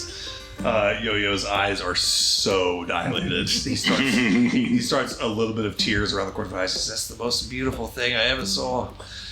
I've seen the skylights of the. I've seen the. Hold on, let me get to it. I've seen the lights of the skyline of Daybreak City, and it's not as beautiful as those goddamn beer bottles sitting out there in that cliff." Just wait until they start breaking. Oh yeah. I probably look beautiful as they shatter. To those of you who are not on Tom's Candy, it looks kind of pretty. It looks like glowing bottles breaking in the wilderness. To Yo-Yo and to Boss, it is fireworks exploding against the cliffside as these glowing bottles are shattered by bullets. It's going to be fireworks for everybody because I'm going to silent image fireworks anytime somebody gets a hit. Hell yes, amazing. And did we want to come up with any sort of plan, or are we just kind of winging it? Focus fire. Focus fire for sure, but which one? Do we know ahead of time which? Surely we do not focus on the big one first. That seems wrong. Marvel rolled a nat 20 knowing what these guys can do. I will send you guys some of their abilities and stats and stuff so you guys can kind of strategize Between before the sessions, fight. I imagine we have a little campfire, here's the plan montage that we cut away from. Hell yeah. For the spirit of being able to plan, can I say that you guys are having this with me? Because I'm not there. Yeah, I Yeah, think- we'll go get you. Yeah, towards the end of the night, you guys return to the hotel and you guys can have your strategy talks kind of together. I'm going to be going in with my juggernaut. Go ahead. I'm not sure which food we should eat for breakfast either. Can I actually make 2 cooking checks to see what these new ingredients do in little test meals? Yeah, totally. Give me one for Vampire Ash first. What do you even do with vampire ash? I should sprinkle a seasoning kind of. This works. Okay. This We're works. making it as a thickening agent for gravy. Yeah, you make a roux with it. Okay. Like biscuits and gravy. Biscuits and gravy. Great. Yeah, biscuits and gravy. Jesus Christ, guys. Really awful. I did poorly. Yeah. It was a bad idea. On 11, I'm just going to tell you the thing that is true, which is I haven't made it up yet. So whatever you can think of for what a vampire ash might do in food is probably as likely to be true as what I would come up with. So, and then give me a check for the Eractus.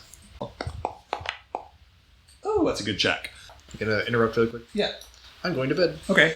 Good night, everybody. Goodbye. Love you. Good night. As you guys are gathered in this hotel room making your strategic plans for facing Talos Arcanotech, get some dinner at some point, probably some room service brought up to the room. And unless you guys want to do anything else with the evening. Just have one thing. Yeah. So it's probably when things are winding down for the night, and Cadence and Marvel are in their room. So you guys can grab a hotel room if you wish to. Yeah. He'll sit on the bed so, you love me? And he has just a cocky little smile on his face. Don't make that face. Less and less by the second.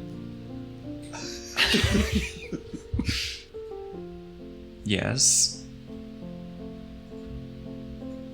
He just shrugs. Nothing then. I just say it, whatever you're gonna say. Oh, I guess I just never have the opportunity to like tease you back, so I was just trying. You're not very good at it. Well, no. That's okay, you don't need to tease. Eventually, in various states of inebriation and candy tripping and euphoria, you guys drift off into sleep and eventually wake up on the morning of the 11th of brightness with another short rest. And then I'm gonna do a quick crafting session. Hopefully finish this item. For a 26, exactly what I need. I'm gonna finish the armor disperser. Okay, awesome. Fantastic. You get that item finished up. And you wake up in the morning on the day of the Artificer fight that will be this evening. Do you guys have anything you do that day, or do we want to just jump forward to the fight? I'm gonna just jump forward and let's... One of the questions is, Marisco, are you cooking something this morning to be in effect for the fight? Yeah. Apparently cactus and eggs is a thing. Sweet. So we can do that. Some cactus and eggs for the thorn. Hell yeah. 20. Let me ask you this. Do you make this meal for breakfast, or do you wait till a little bit closer to, like do it for lunch or dinner or something till closer to the fight? It's up to you. Oh, I forget that it can come out with shorter duration sometimes. Right. I'd probably wait closer to dinner then. That way it's going to be active during the fight. It's a good choice because this gives you the Bark Skin spell for 8 hours with no concentration. Bark Skin is a little bit better in ZE specifically. Every round you get temp HP equal to Marisco's spellcasting ability plus his proficiency bonus. So I believe that's 6 temp HP at the start of every round. That's awesome. And Very that's good. really I have a +4 and +3, so 7. Yeah, so 7 temp HP. awesome. That's really good. Insanely 7 temp HP at the start of every round. And then in addition, if you are hit by a melee attack within 5 by a creature within 5 feet of you, they take 1d4 piercing damage. That's awesome. I'm gonna, on top of that, cast 8 on everyone, which means everyone's max health goes up by 5. Amazing. All right, you guys make these preparations. Eat a cactus and egg lunch. Get everything in order. And in the evening, begin to make your way over towards the fight ring, or the arena. Are Ral and Nessa gonna watch? Absolutely they are. I was just about to start describing that. As you guys arrive, I assume you get there maybe an hour or maybe even 2 or whatever before actual showtime. You can see Team Talos is out there getting their mechs set up. Again, these just massive constructs with pluming black-green ether emissions coming out of the various pipes on their backs and engines. And over the course of the time that you're spending like getting set up and prepping, kind of a crowd starts to fill in. Daisy and Archie Canton are here from the beginning, but you start to see obviously the twins take their seats, Ral and Nessa take their seats, and over the coming time the crowd starts to kind of fill in with just various kind of spectators. A crowd of maybe a couple dozen people starts to form. Boss is here, or maybe I should say Charby, that is here, that I will ask about kind of where you go to sort of post up in this crowd. Yeah, so I walk in separately from my friends. Okay. And I sit separately from them. Okay, you guys sit on the opposite side. Yeah, because you kind of... Not opposite, just above them. So Okay. I can see them below me, but like they won't, unless they want to turn around and like stare at me. Makes sense. They're not going to make eye contact with me. Yeah. Top and Yo-Yo are immediately networking, walking around, shaking hands, introducing themselves to people, trying to get the crowd hyped up for you guys. You see Business cards. the crowd comes here already kind of hyped up from the work that Cadence and Bones did yesterday. A lot of people are excited to see Accessible Inventions. Approaching at one point, you see Emmett Heath, the guy that Marvel had talked to on the train, is here to watch the fight. And not long after, Boss, with your good hearing, you hear coming from down the way, "Come along, Jackal, but we don't want to miss the big show." and Octavius Boone and Jackal Herson are here to watch the fight as well. Sorry, Ghost. I know you hate this guy. Not this fucking guy again. And then Boss, just kind of looking at this situation. Do you want to be like north side, south side, east side? Does it matter to you? Can we put me down in like the corner? Just I don't know. Like you see that rock up behind the spectator? Yeah. Let me just like tuck with that rock. Got it. Just want to be able to watch, but I want to keep eyes on everybody. Oh, I see what you're talking about. Up there. Yeah, you see Great. it? Yeah, just kind of keeping a bit of a distance away and kind of just where you can see the I whole... kind of like sit up on the rock a little bit, so like I'm kind of above everybody. So like I said, unless they're turning around to directly look at me, which I doubt they'll do during the fight, Makes sense. I can see all of them. Love it. So you can kind of overlook the whole situation. Yes, sir. Eventually, as the game time draws near, Daisy kind of steps out into the middle of the arena, kind of shouts for everyone's attention. Says, "All right, today will be Talos Arcanotech against Accessible Inventions." And there's some cheering when she says Talos, and then some cheering when she says Accessible Inventions. She kind of quickly, in a brief abridged version, tells the crowd kind of the rules of the fight, what to expect, and says, "He'll give you a countdown to 3, and when I fire this pistol, after it." She has a pistol that she's going to do a countdown, and when it'll be time to go.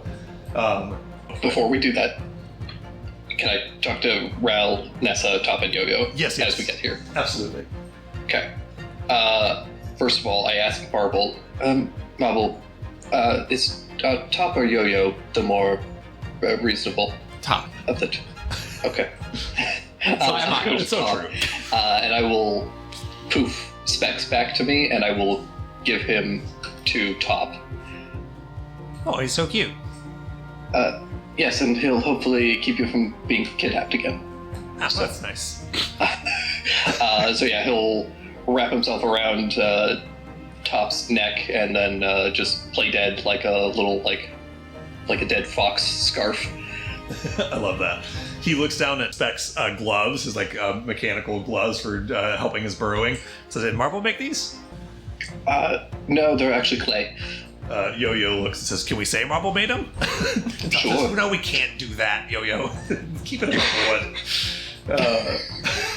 I'm sure that Marble could make a far more adequate pair.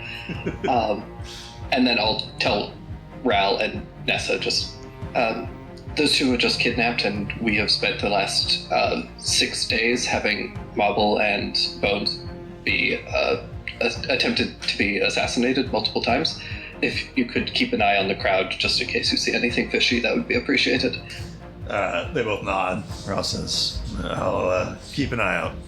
Looks like Charvey's keeping an eye out too. He looks up at the rock where Boss is posted up. And he'll just tell Nessa, just contact me if you notice anything suspicious. I'll get everybody out of here. She nods at you, a gesture that maybe a Hell Hybrid or a non-Hell Hybrid would not even recognize as a nod, but a little Thri-Kreen body language gesture, a movement of the antennas that you read as a nod. And you guys head in. Daisy gives her countdown, fires her pistol. We're going to roll initiative, and as we do, we're going to step away for a moment to roll. We'll be back in just a moment. See you soon.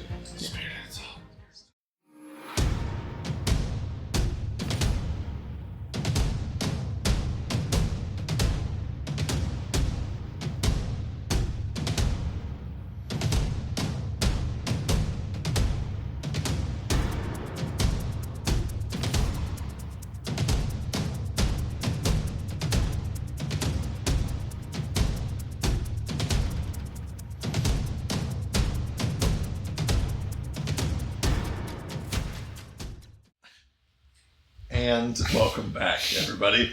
As Daisy Canton fires her pistol, the Artificer fight here at Canton Arcanotech gets underway, or Canton Mechanics, I should say. And the first up to act in initiative as the shots are fired, and you guys have positioned yourselves as you wish to be positioned, is Rattler. This is the sort of three-legged tripod construct with a big giant harpoon gun emitting out of the center of it, piloted by Edison. You hear a chain starts spooling up inside of there. Its central sort of harpoon gun loads up with a round that has a sort of glowing orange crystal on the end of it and launches it. And it hits this point right here between Marble, Ghost, Morisco, and Cadence. And as soon as it hits the ground, it explodes between the four of you. I need dexterity saving throws.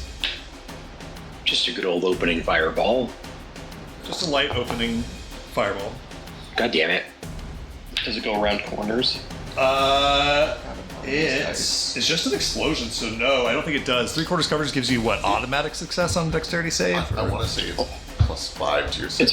It would be +5, but I am prone behind there.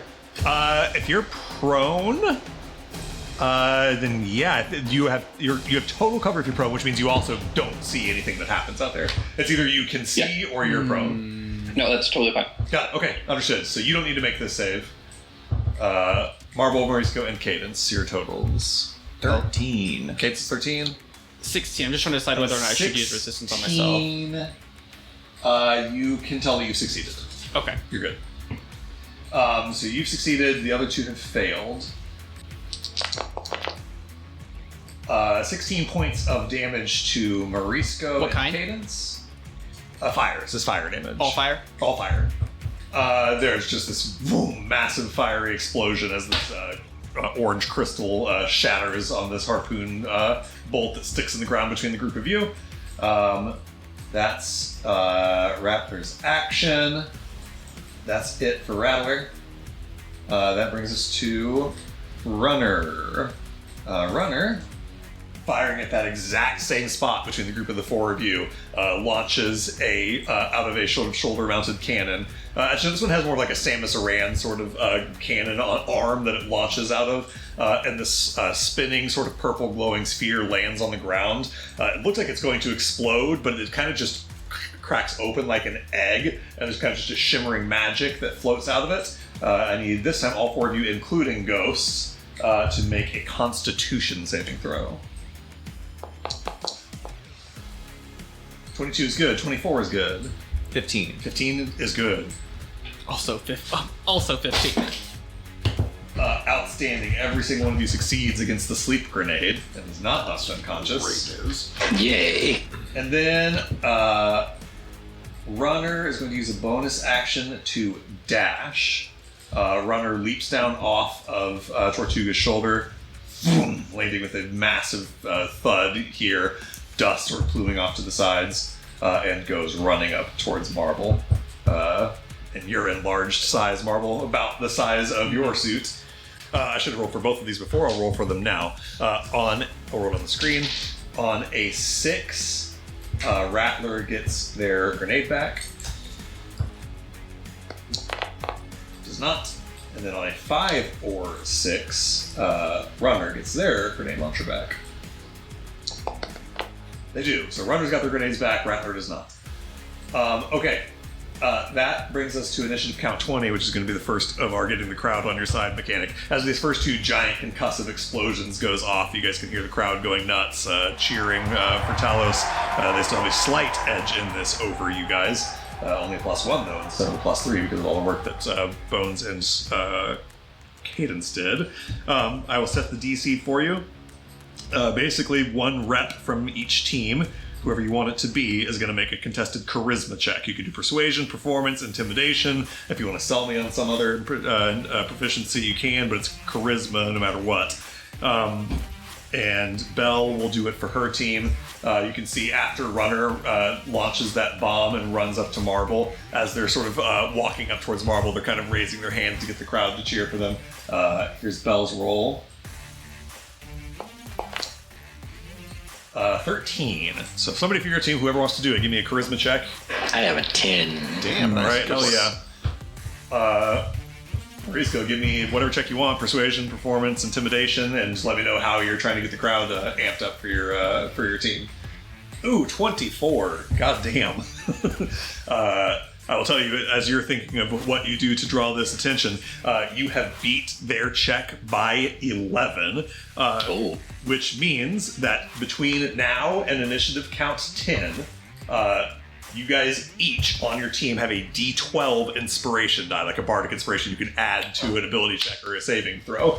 That goes away at the next round of getting the crowd on your side, meaning by initiative count 10, we're going to do another round of this, and it could go away. So spend it. But right? at some point between now 20 and 10, you guys have a D12. Yeah, spend it. Yeah, spend it. You want to spend them every turn if you can. It's awesome. The crowd, Mauricio, what do you do to try to get the crowd on your side? I'd like to reach into my bag and grab some candy and throw it like in a parade. Hell yes. Yep. There's some people on that side of the crowd that watch the grenade land over between here and explode between all of you. And there's kind of some gasps, and you just emerge from the smoke and the dust and start tossing candy onto the crowd. The crowd is fucking ballistic. Unbelievable. Incredible.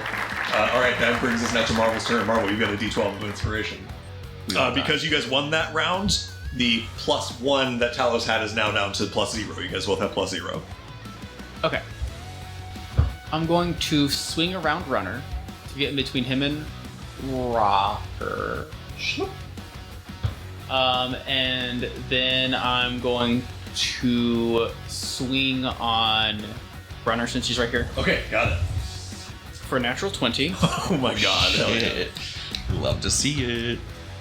For a total of 11 bludgeoning damage. It's not a lot. 11 points of bludgeoning damage. Your mech fist just slams into the Oh, no, chest. this is the Dreadnought. This is my mace. Oh yeah, your my flail. Your flail that drops down on a chain off of your hand. You swing it around and it slams into the shoulder of a runner, sends them staggering to the side a little bit. And then I'm just gonna hit her again. Okay, 22. absolutely hits. 9 more bludgeoning damage. 9 more points of bludgeoning damage. A couple heavy blows onto runner's sort of shoulder as they turn around to face you. I'll stay right where I am at. All right, that brings us into Cadence. I'm going to dip around to this corner. Boop, boop, boop. Fire a shot at Runner. All right, so let me check runner's passive perception real I was quick. like, surely he sees me. I did so bad. Yeah, unfortunately, they just. He does have disadvantage to perceive me because of my Mirage Cloak. I'm Oh. assuming we're in bright light. You are absolutely in bright lights. There's big floodlights out over it. There we go, now we're cooking. As you round that corner, Cadence, on the passive perception that he would have seen you with, but does not because you're right underneath this floodlight, you are hidden to Runner. Some absolute fucking loser narc in the crowd goes, Runner, watch out, there's one over here, but they're too slow. You get your shot off with advantage. Loser. Actually, she changes her target. She chooses the guy in the Shoots the audience. guy in the crowd. Absolutely kills somebody in the crowd. I'm considering it. That's a natural 20. Hell yes. There's absolutely no reason to not make this a dirty hit, so I'm going to. That makes a lot of sense. Oh god. It's actually really low damage. 56 points of piercing damage. She said it's actually really low damage. For And me, then he that's said really low. I got a bunch 56. of really low rolls. You line up this shot and find this mech suit looks honestly not that dissimilar from Marvel, so you're able to easily see where the biggest weaknesses are. You just fire a shot right into sort of the engine where you can see the exhaust pipes going down into the back of it. That is a devastating blow to Runner. Yeah, it should have looked the same no matter And what. then for my bonus action, I'll use my accessible inventions Jolt Blaster, and I'll shoot it and its like leg or something. Try to just like put it on off kilter for Morisco, Amazing. Giving Mauricio the help action on Runner. and then duck back around to this corner. As you're ducking around to get hidden from the other side of the crowd, Yo-Yo yells, Say that. That was the accessible inventions bolt launcher. Everyone, accessible inventions bolt launcher. I'd like to flavor use "You're next" on the guy in the crowd who tried to bring me out. I love that. I love that. Okay, that brings us to Rocker. Can I toss a pebble at the back of Yo-Yo's head? 100%, yeah, totally. He's, ow, fuck. Is that Chavi?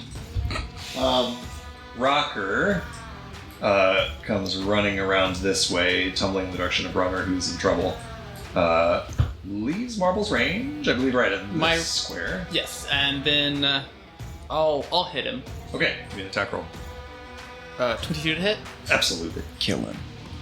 7 points of bludgeoning damage. Seven What is that tower made out of? It is wood and metal. So I can push or pull him 10 feet. Do I feel like pushing him to this will like? Gives mock damage.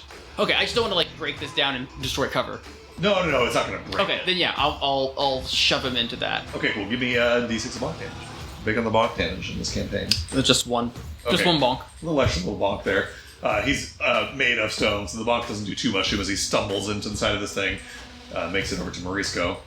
And is going to make an attack on Morisco. That one! It's going to be a miss on Morisco. Oh, let me check. Take a Nope. look real quick and make sure. Okay. Yeah. That brings us then to Bones. It's me. Bones understands that the point of this fight is not to win the fight, but to win the crowd. He is going to Tabaxi Dash and run over to Marble. Like right up to Marble, like right here? Right up to his north. Yeah, there you go. And with my remaining movement, if I can do it for free, I would like to be on his shoulder. Absolutely. Awesome. I'll fully allow it. Sick. Then, after I scramble up onto his shoulder, I am going to hold the Cobalt Star up as my bonus action and activate it. Hell yes. Everything within 20 feet, which I think will get all of the robots plus Marble. Yeah. I think you can choose targets. Does it say all creatures or is it creatures of your choice? Of my choice. That's so You convenient. can omit Marble if you wish to. I'd love to omit a Marble. You kind of stand up on top with one foot, like top of the dome of his helmet, and lift it high enough that it arcs down in a cone. Doesn't hit him.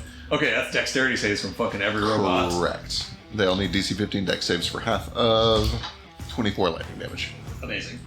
Rocker fails.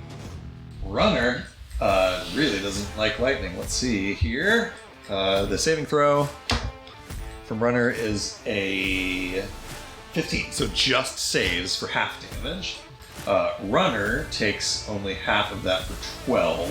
However, you can see that the lightning arcs over the whole body of Runner's construct, and you can see like shimmers of red and green and white from its resistances that are kind of short-circuiting from the lightning damage.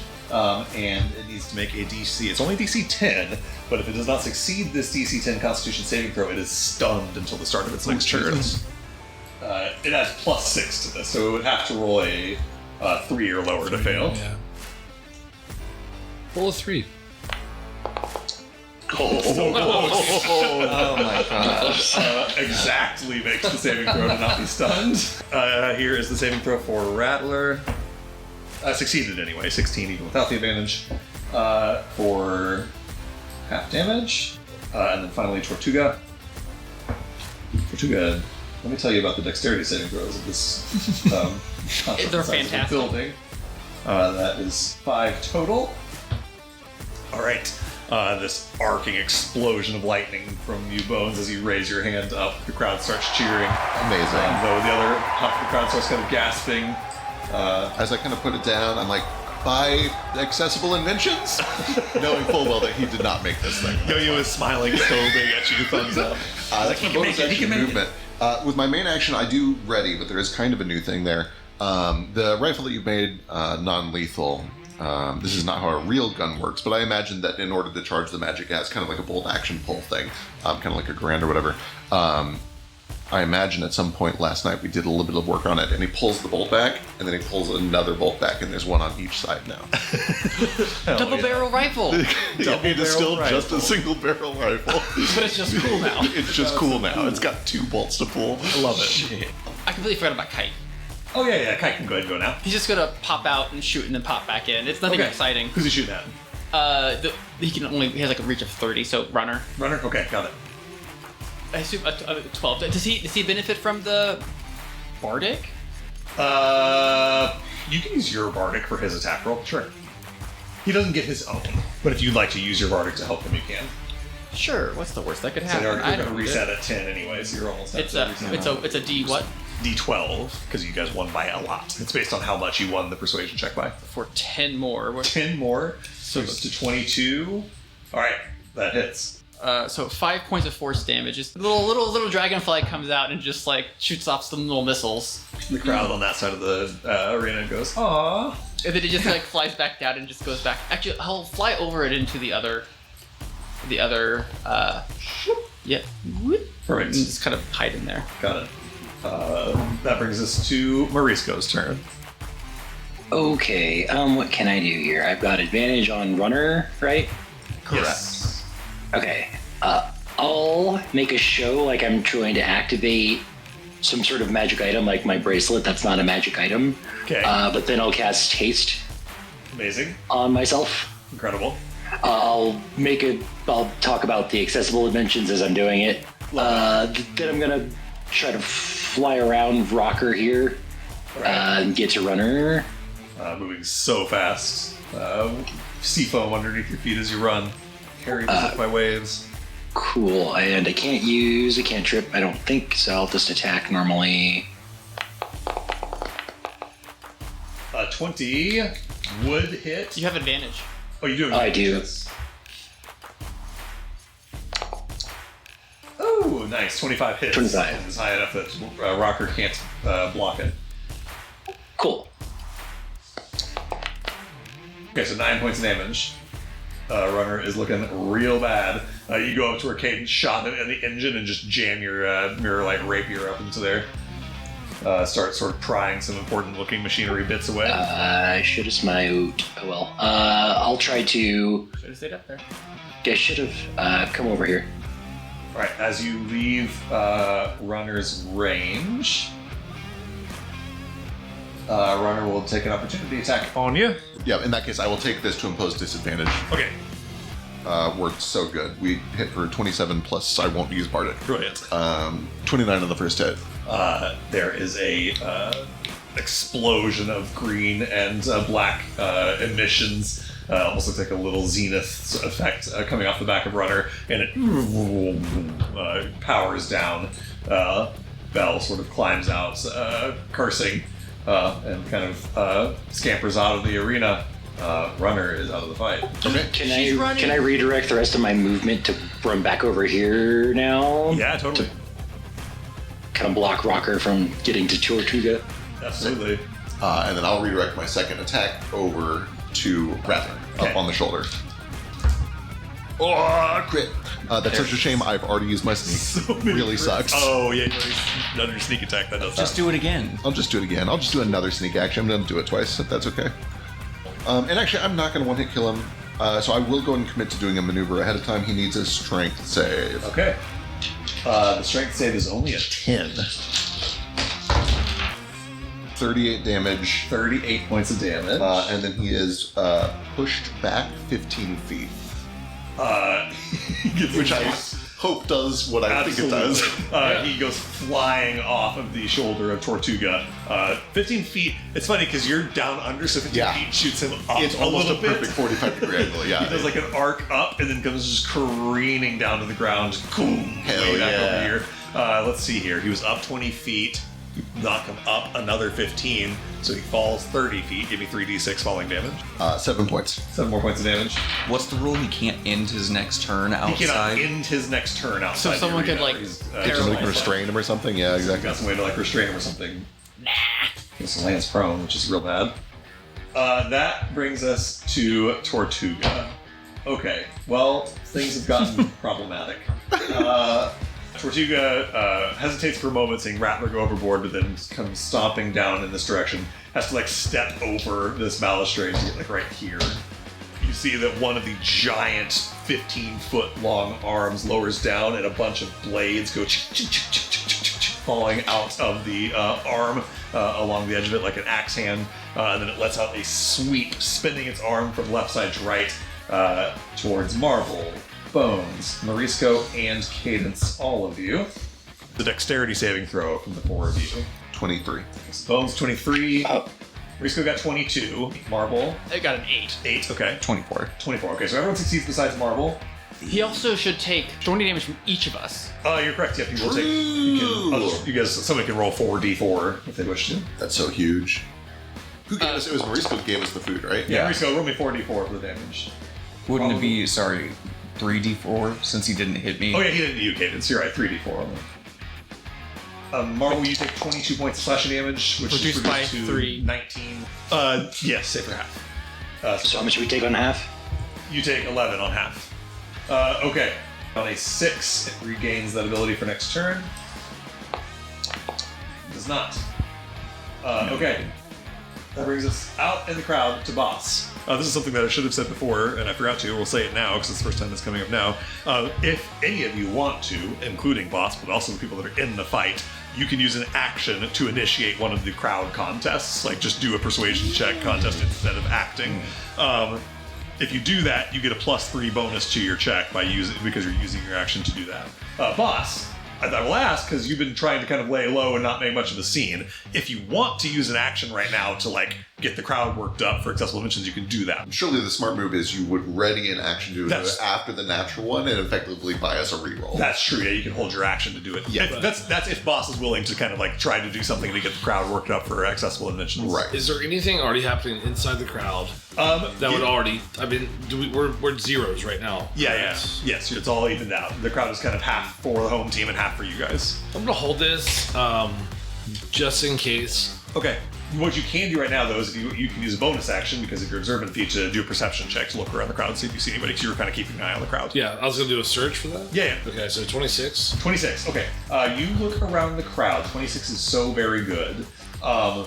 You don't see anybody that stands out at the Don't moment. smell anybody. But you smell the faint scent of peppermint and ash. And it kind of gives you a bit of a direction to look in. And just down kind of approaching slowly, kind of sauntering towards this big event, you see Agiori walking over, kind of chewing on a peppermint stick, rolling it between his teeth.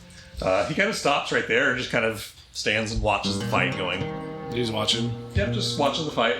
Can I slide down behind the rock? Sure. I'll keep a 3/4 cover and just watch everything. Sure, yeah, get a little bit of cover so you're not... I'm also going to play it very nonchalant and do like one of the things where I kick my one foot up against the rock, Yeah. you know, and just So turn cool. and Yeah, trying to look so natural. I'll chew on Love some it. grass or something like that. Perfect. Like, I'm not actually here. Understood. And just holding your action to... But does that change what action you're holding? Are you holding an action to try to get the crowd worked up, or are you doing something different I'll now? hold it, but I can also decide to not actually. Of course, you don't have to use it, but you have that option to use I will it if you hold it decide for now. to. Yeah. Got it. Okay. That brings us to Ghost. Okay. I am a wizard. Indeed. I'm gonna sit up. I'm gonna put my back against the barricade, and I'm going to begin casting a spell, still staying prone and out of sight.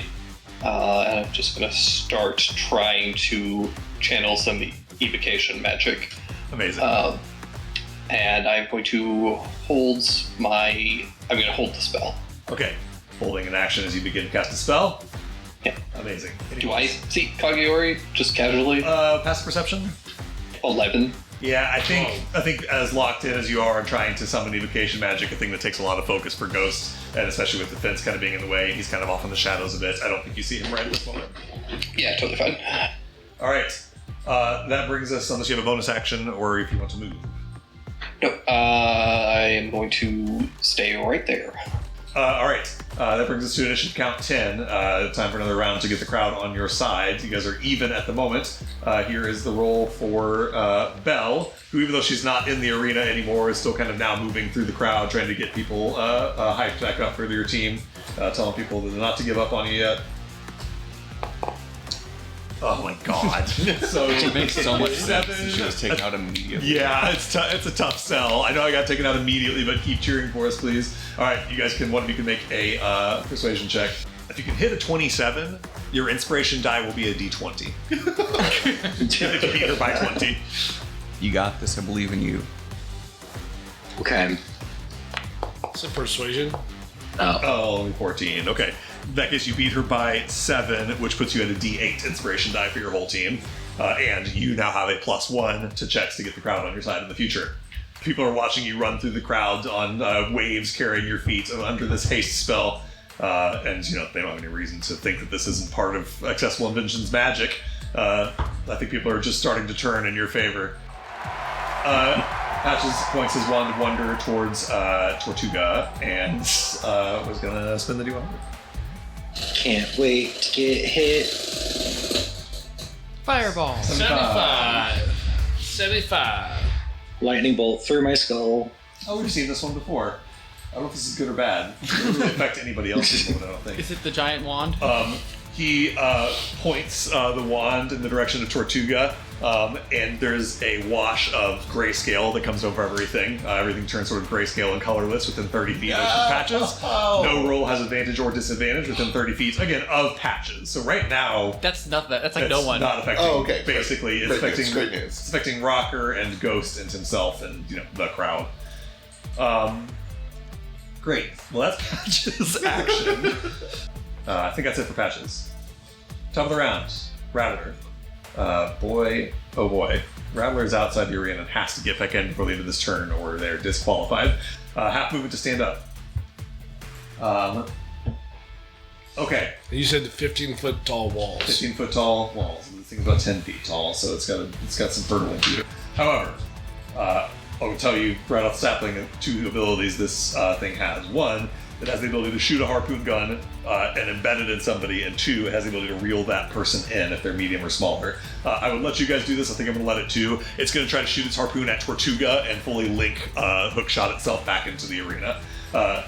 First, I'm just going to say it has to hit Tortuga's AC behind half cover. It gets a +7 to this roll. It has to get at least 20. So that needs a 13 or higher on this D20 to hit Tortuga. Is that before cover? That's with cover. However, not even close. That's okay. good news. The harpoon shoots through and it catches part of the wire catches on the fence and ends up just kind of going off kilter and landing on the ground nearby. It's going to have to just use its other two to actually try to break the fence open enough to just push through it. It does have 2 more attacks. It's going to just try to use its attacks to break through the fence. I don't even know what I'm rolling against right now. I'm just going to start rolling dice. Terrible. A 2 and an 8. The 2 brings it to 9. I think 9 doesn't make it a hit. I think even on a nat 8, a 15 is enough to hit a fence. Yeah. I'm going to say that this section of fence has 20 hit points and a damage threshold of 10. However, that still means he has to do at least 20 damage on 2d10 plus 4. This is so if this is... He needs to roll a total of 16. If this is less than 20 damage, this guy is going to be essentially disqualified. 9 Hell yeah, total let's damage. go. Didn't even break the threshold. The thing about trying to break a fence down with a harpoon gun is it largely just sticks into the wood. Rattler is beating on the wood, trying to push through, and eventually over on the other side of the arena, Daisy Canton blows a whistle and says disqualified. It's just Tortuga versus Accessible Inventions now. Marvel, it is your turn. I'm going to do my 2 attacks. They are both misses, though. Well, I have a D8. Oh, actually, it's a new. We just passed initiative 20, so real quick, we got another round of keeping the crowd on your side. Here's Belle's attempt. Only a 12, so someone's got to do the 12 on a persuasion check. I assume, Mauricio, you can roll it again. 16, okay. So your inspiration now is only a D4. Okay. Or no, I'm sorry. You have a +1, right? So that's 17. So your inspiration is a D6. Okay. Now you have +2 It's for the raw next at one. 14. Okay. I assume that does not 14 hit. does not hit. So you said D6. D6. 15. 15, unfortunately, is not going to hit Tortuga. Physically, your big giant flail hits it, but it is just a heavily armored construct. And then Kite's gonna pop out and he's gonna shoot Rocker. Okay. Oh, Fair Rocker was still here, too. Neat. Oh, neat. How cool. For a 15 to hit? 15 is a miss, unfortunately, on Rocker. That's me. Okay. That brings us into Cadence. Alright, let's bonus action stealth.